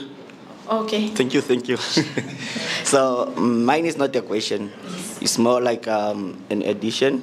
I think Cornelia mentioned having two-factor authentication, but I would also advise that you have a VPN on your mobile devices and your computer. So if you connect to an open Wi-Fi and you wanna do banking or other things, you can also use a VPN. So there are VPN tools for your phone and for your devices, so you can connect to those securely.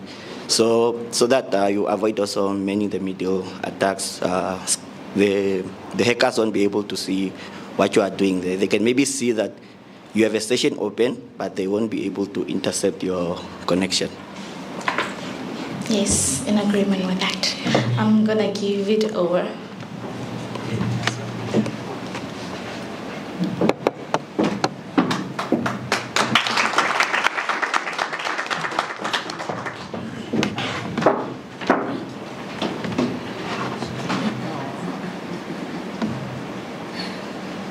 All right. So this is the this will be the second scenario, third scenario. But before I go on to the third scenario, the first scenario we had was actually a real world incident that happened, where the lady got a call from a person that said they are from telecom, and they went through the whole process, and the person lost over 800,000 Namibian dollars. So you can go read up on that article in the New Era newspaper. Thank you. Okay, so the scenario we'll be doing now, it's a WhatsApp OTP. So you would probably have experience where you would receive an SMS from someone or somebody close to you, and then they tell you, I never sent you that message, or I don't remember calling you or sending you any text messages. So we'll go through this scenario then. So you are Angus Hamutenya, a 61-year-old retired civil servant living in Windhoek. Your children have set up WhatsApp on your phone so you can stay in touch with family and your church group. So this morning you are having tea when a WhatsApp message arrives from your close friend Dorothy. You've known each other for 30 years. Okay? So now you open the WhatsApp message. Dorothy Shikongo, she's online. Angus, my dear, good morning, how are you? Then she says, I'm in a little trouble. WhatsApp sent a 6-digit code to your number by mistake when I was trying to log in on a new phone. Can you please just send me the code? It came in as an SMS. I need it urgently before it expires. So Dorothy is asking for a code that just arrived on your phone. What do you do then? Option A, you check your message and send Dorothy the code. You call Dorothy on the phone to confirm she really sent this. Or C, You ask her, why is WhatsApp using my number for your login? What would you do in this option? Can I get a few options?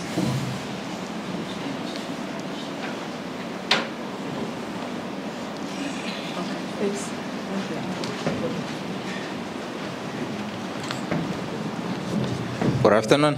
Good afternoon. Name is Saki Kanyemba. I would select the option C, the last one. The last one? Yeah, because each number is supposed to be unique and have a specific sort of like unique address. So each message should be sent directly to that specific number, not to be diverting to other numbers. Yeah. Yeah. Okay. Now remember now, this is now Dorothy sending you a message. Let's say your best friend, they are sending you this message. You think it's your best friend that is sending you this message now. Are you really gonna respond to them and say, why are you using my number to log in? Do you think you would do that? Not at all. Yeah. Not at all. Okay. So let's use the option C. So Dorothy, why are you using my WhatsApp to send your code to my phone? That's what you ask them now. That doesn't make sense. Then they go, it's complicated. I accidentally put your number when setting up. These things happen with technology now. Okay. Angus, please just send it quickly. The code expires in 2 minutes. Now, what are the options now? What do you do now? She has given you an explanation, and she's pushing for urgency now. Do you send the code? Dorothy explained it to you. She gave you a reason why. Or do you call Dorothy on the real phone to verify? Or you ignore the message and delete it? You ignore and delete it. Your best friend, you ignore and delete.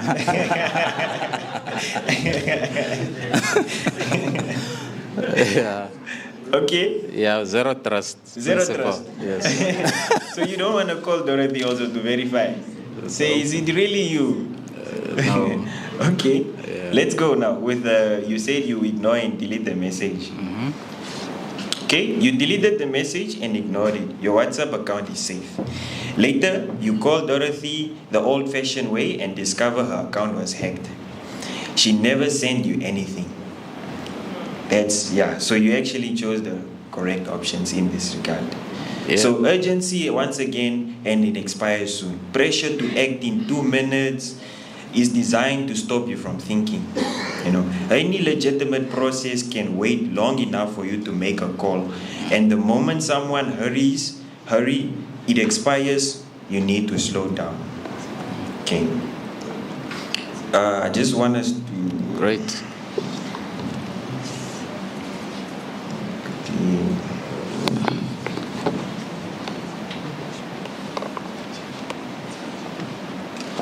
Okay, so in this, I'll quickly go through it with now in an instance where Dorothy actually sends the code. So you see now Dorothy sent the code. WhatsApp logs you out of the phone, and then now the person who you gave the Dorothy now, my son David, I'm in an emergency. I need 2,500 sent to this number. Please call. I'm in a meeting. I'll explain later. Then another message that is sent now from Angus' phone because she gave away her code. It's now, Pastor, sorry to bother you. I'm stuck. I need 1,800. I'll pay you back tomorrow after my pension comes. God bless you. Dear friends, I hate to ask, but I need help urgently. Anyone who can send even 500 to that number, and the number that they are giving is a different number from the number Angus from always using. I'm in trouble today. So what this is now, the person has used, just by you giving that code, they have used your name, your face, which is now your WhatsApp profile, and 30 years of trust. That trust that you build with your friend, your mother, it's being used against the people you love the most. So that's why it's important to trust but verify. You never know who's on the other side of the device. So we see now here The money was now requested in your name. You never asked anyone for money. And this is one of the most common scams in Namibia that we are seeing right now, where, as Nam said, we are receiving people sending through requests and money was taken. I don't know how it was taken, but it was simply by somebody pretending to be somebody you know, somebody you trusted. You see, so the original victim is usually someone you trusted. So they got hacked, and then you got hacked, and then everybody is now losing money most of the time. So the account was taken the same way. You were not careless. You were targeted by someone who knew exactly how to exploit trust between friends. Okay. So warning signs: a code sent to your phone is for your account. WhatsApp 6-digit codes are tied to your phone number, to the number receiving them. So if a code comes to your phone, it controls your WhatsApp, not anyone else. Never share it with anyone, ever, for any reason. Messages from trust friends can be fake, especially in the digital age we are in now. If a scammer controls Dorothy's WhatsApp, every message looks exactly like Dorothy. The profile picture, the name, the tone, all real. Trust the voice call, not the app message. But we are moving into a new age where the voice can also be now a problem. So we never stop it. So urgency is a weapon, expires in 2 minutes. It's designed to stop you thinking. A real friend in an emergency can wait 60 seconds, we hope, for you to call them. If someone panics when you try to verify, that is your answer. Okay? Your trust becomes their tool. Scammer doesn't need to convince strangers. They'll use existing relationships. Your 30-year relationship with Dorothy, your son's love for you, your church community. That's the real attack surface area that we are in now. And also, it has been mentioned, it's the importance of enabling two-factor authentication, two-factor verification on our WhatsApps. I know it might seem like it's by the way, but when the day comes when you get hacked, you will definitely think of, why didn't I enable that previously? And that brings us to the end of our simulation. Thank you very much. I have a question. Yes, oh yes, question. My first question is, why are your simulations only using women? But on a serious note, it's not a question. I just want to add to say, I think when we have a conversation about cybersecurity and cyber incidences of this nature, people feel offended when you say that the responsibility lies with you. Of course, every one of us can be a victim. You are a cybersecurity specialist. You could become a victim. I could become a victim. The governor could become a victim. All of us can become a victim. But I want to clarify that in that moment when Agnes and Dorothy are having this so-called exchange, government cannot intervene. The police cannot intervene.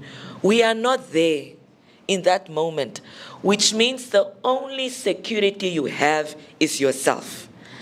And that's the point I want to bring across, that the attacks will come, but it's up to you to do your best to protect yourself and your data and your information. Yes, sometimes you might not succeed, but the whole point of this is to say no one can come and save the situation. Only we can. So I think this is the whole point of these simulations, to demonstrate that as much as we do at the NAMCERT, at the Ministry of ICT, NAMPOL, the cyber bill can be there. These guidelines we passed today and launched today can be there, but they will never be able to intercept an attack of this nature. Only you can. So this is where we encourage citizens to have themselves as the first line of defense for their own data. Thank you. Thank you. Thank you very much. We understand as young generations maybe that mostly understand the technology. But we have our senior citizens who are really at the helm as they become victims of this evil, especially those one who are just turning 60 years. They are becoming victims and they are losing a lot of money. Their pension money that are in the banks. And the bank seems not to be safe anymore. Sometimes you feel like, how possible will someone end up losing over millions? The only money that you get as you enter into pension, and at the end of the day, there will be a record that somebody somewhere deep in the village was a victim of this, and she or he lost all that amount of money. So, and that person, those people are targeting those ones.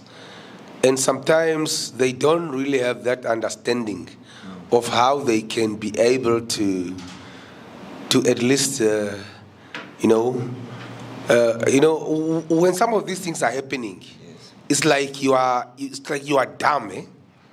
Sometimes you don't know, you don't even see what is happening until it catches you.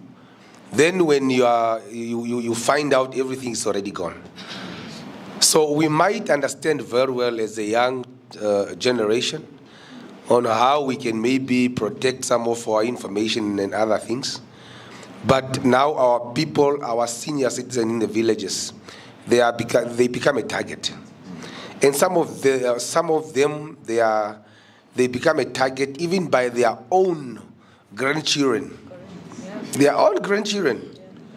They are getting money in that way from their grannies or their own children.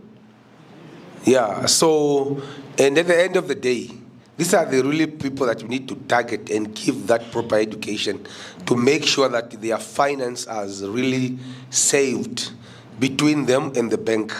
And I think this information need to cascade down in the villages to make sure that these people are well informed and also well educated to make sure that they don't become victims of this.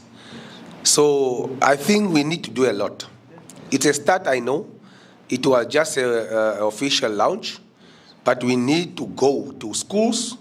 We need to go down in the villages, even in our towns, just in the community there, because really most of our seniors are suffering, and they become victims of their own children, their own grandchildren, and their own family members, whom they're supposed to trust because they think that this, my grandchild or my child, will protect me. But we become vice versa.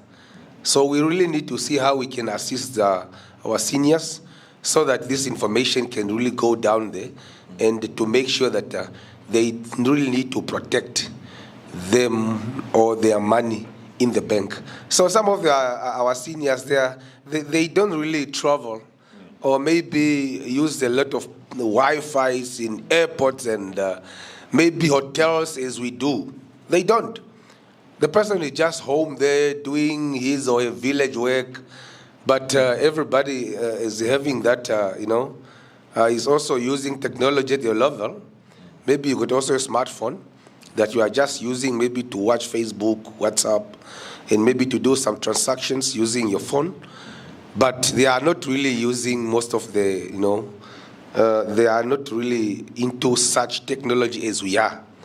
So we really need to give proper education and sensitization and awareness to make sure that our senior citizens are really fully protected and their finance also protected. And we also need to move into the banks, because there are some banks that are really, we want to applaud them because they in the history, like for example, okay, I don't want to be specific because I'm online, I don't know who is listening to me. So, but there are banks that you are hearing that every day, every time, our senior citizens' monies are getting lost. And sometimes you ask yourself, how does it happen? Do they work together with these criminals? Or how possible it ends in tears? So honestly speaking, we need to do a lot, maybe so that we can be able to make sure that what we launch here today, it's really effective and it's really in the position to assist all of our people. Thank you.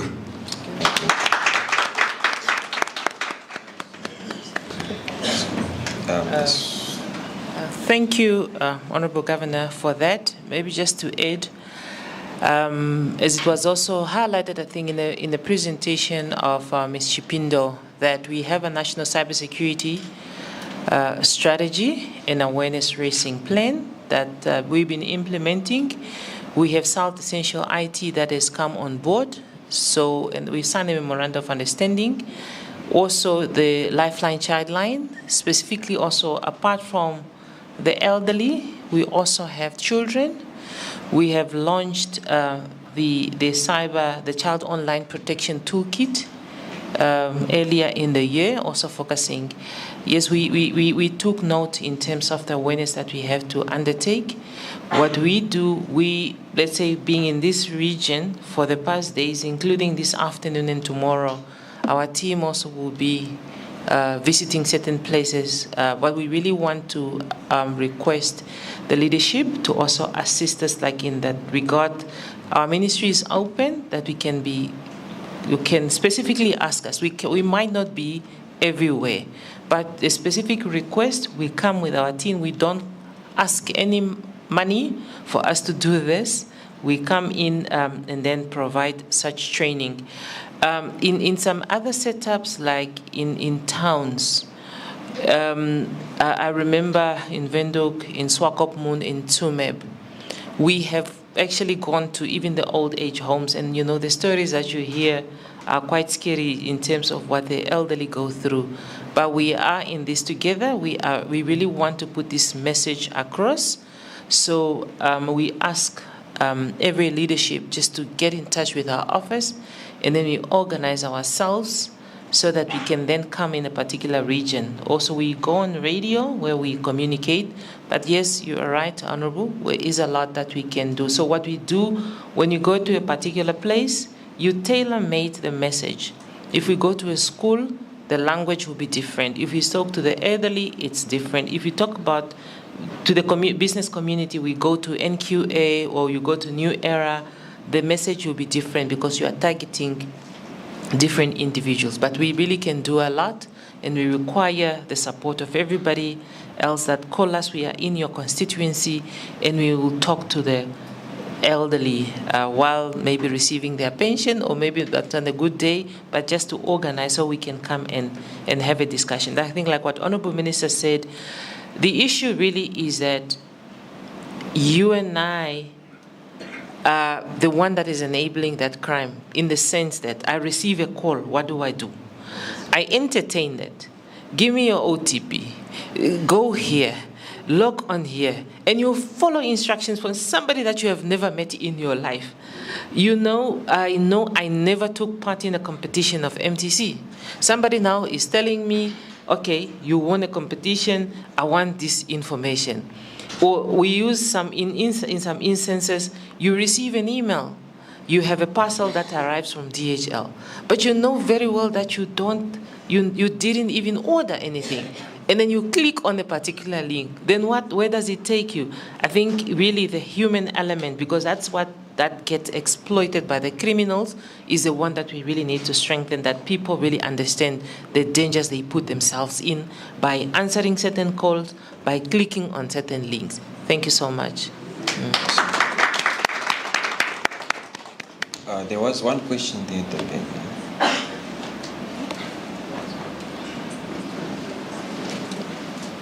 Was it that?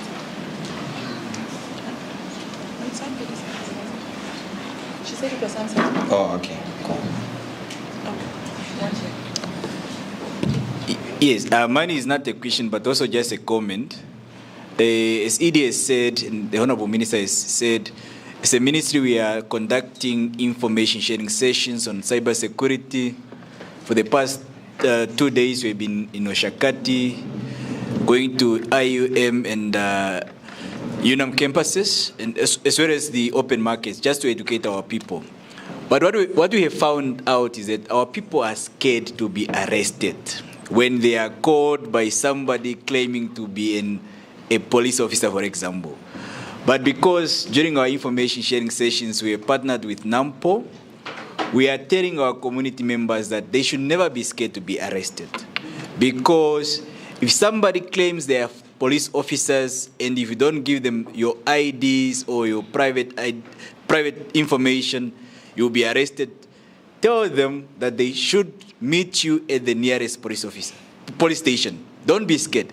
Because as police officers, they have ID numbers, they have false numbers. So if they can't identify themselves through the call, tell them, don't be scared, tell them to meet you at the nearest police station so that, of course, they won't show up. So never be scared, never be threatened as Namibians. All right, it's just a comment that I needed to make. Thank you so much, and I think let's give another huge round of applause. That's to Mr. Edna Toivo, as well as Ms. Thank You Awanga. I don't know about you, even though this was a simulation, to some extent I could feel the fear myself as they were going through those simulations, and it even got me worried that I shouldn't be joining any free Wi-Fi's anymore, and I should just rather, if I can't connect, I shouldn't be connecting at all. As we're coming to the close of our program, I would like to call on that Honorable Abraham Kashiweni, the chairperson of the Oshana Regional Council Management Committee, to give us the closing remarks and the vote of thanks. Please, the floor is yours.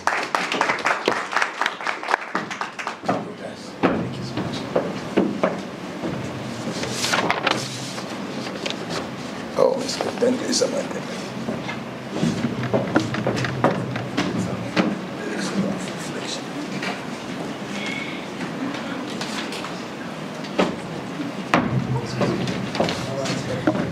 Oh. Yeah, thank you very much, Director of Proceeding, for granting me this opportunity to provide or to deliver a closing remark, and at the same time, a vote of thanks. Then, Honorable Emma Tiafero's Minister of Information and the Communication Technology, who is with us today, Honorable Ofini Ipinge, the Governor of the Bingo Oshana region, my colleague, Chairperson of Regional Council. I recognize that Honorable Rebeus is here for Angwena and Oshkoto. Thank you very much that you have been with us today on this very important event. Ms. Rita Ipinge Nakale, the Executive Director of our ministry, which is responsible with information communication technology in our country. MICT Executive Management and the team, Mr. Elton Vetboy, current Acting Chief Executive Officer, and the other officers accompany him. Distinguished invited guests, esteemed stakeholder, member of the media, ladies and gentlemen, afternoon or is it morning? Oh, it's afternoon already? Oh, I'm right, afternoon. Well, it is with a great humility and gratitude that I stand before you today to deliver the vote of thanks and a closing remark on behalf of Oshana Regional Council and particularly ONDANGWA Town. Today's event, the Cyber Crime Awareness and the launch of the National Cybercrime Incident Management Guideline, has truly been a significant milestone on our collective journey toward building a resilient digital future. where the scammer cannot continue scamming and hacking the Namibian people, where they lost a lot of money. True speaking, with this guideline, it's going to help our people. If the awareness campaign taken to the higher degree, so that each and everybody know how the scammers scamming people and the rest of their money. So thank you very much, Minister, for such effort you put on that one. First and foremost, I extend my sincerely appreciation to the Minister of Information and the Communication Technology, distinguished invited guests, including our governor, government official, cybersecurity expert, and a stakeholder who is present, and contributions have enriched this occasion.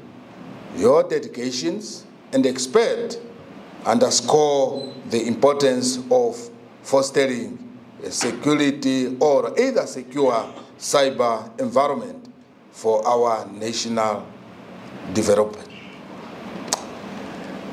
A heartfelt thanks to the Communications Regulatory Authority of Namibia, which is CRENS, and the Namibia Cybersecurity include response teams for spearhead these initiatives and for their unwavering commitment to enhance our cybersecurity landscape. Especially gratitude also goes to the team of professionals who accurately developed the incident management guideline, ensuring they are robust, but practical and aligned with our national priorities. I would also like to acknowledge the effort of the organizing committee, whose hard working and coordination made today's event possible. Your dedication exemplifies the spirit of collaborations necessary for building a resilient ecosystem.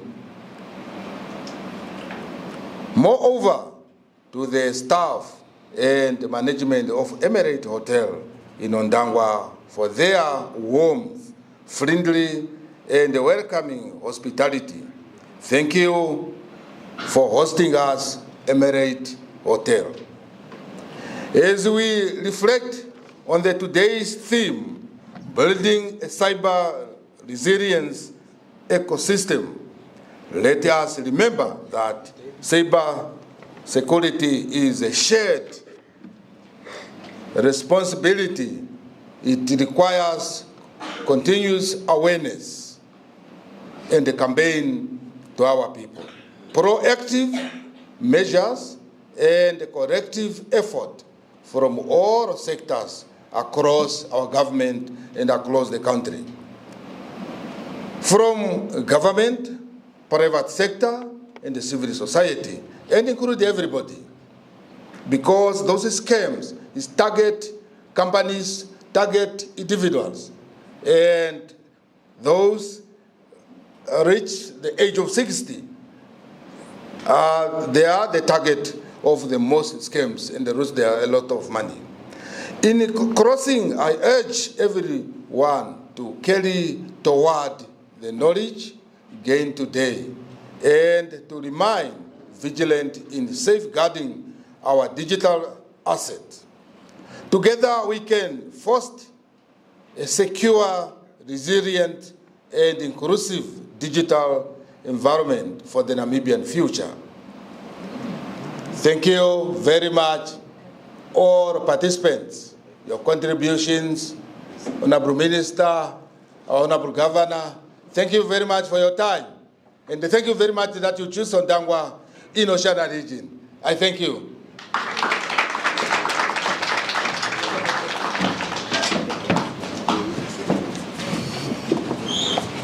Thank you so much.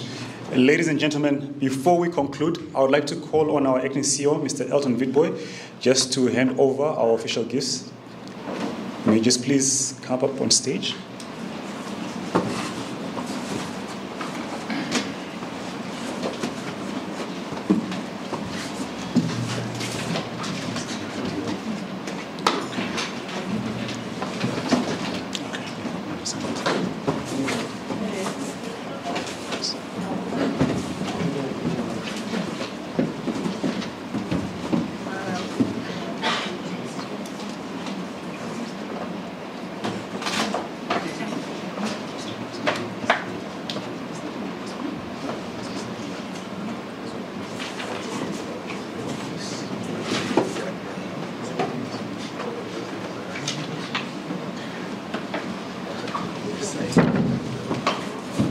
One by one.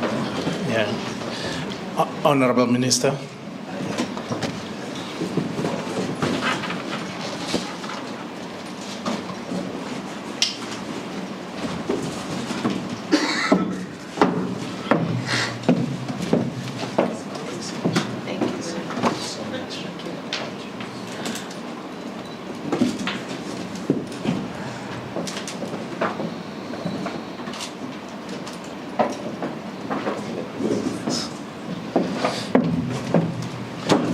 Honorable Governor, if you can join us, please.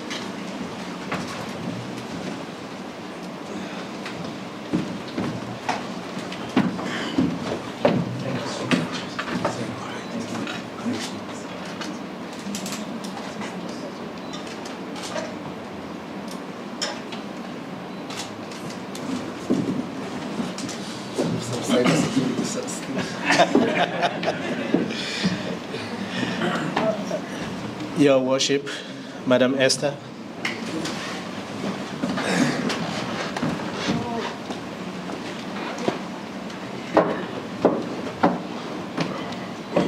Thank you so much.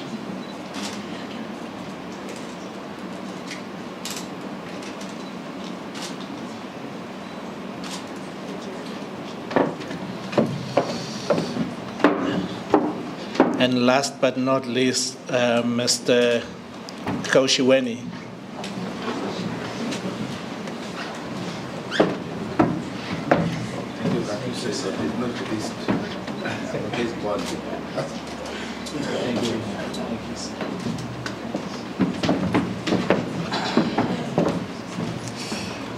Thank you so much, Mr. Witboy. Now, ladies and gentlemen, I would like to just ask us to all stand, that is to do our AU as well as our national anthem.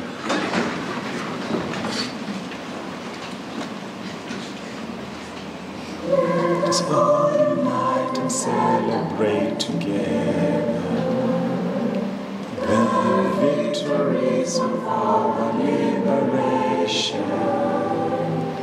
Let us dedicate ourselves to rise together to defend our liberty and unity.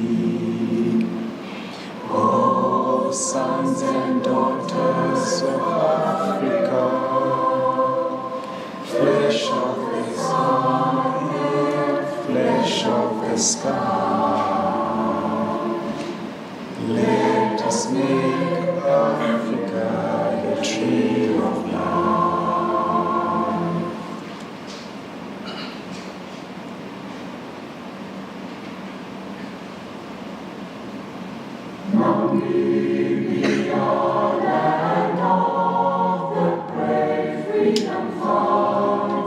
We have won. Glory to their bravery, whose blood waters our freedom. We give our love and loyalty, together in unity. Contrasting beautiful Namibia, Namibia, our country, beloved land of Savannah,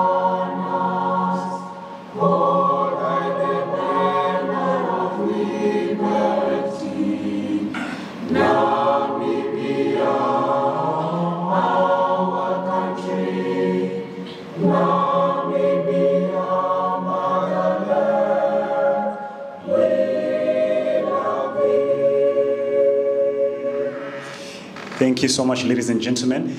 I would like to call on, that's my colleague Raquel, who's going to be taking our high table, that is to our luncheon. Then after that, the rest of us may follow. So may we just remain standing to allow them to walk out.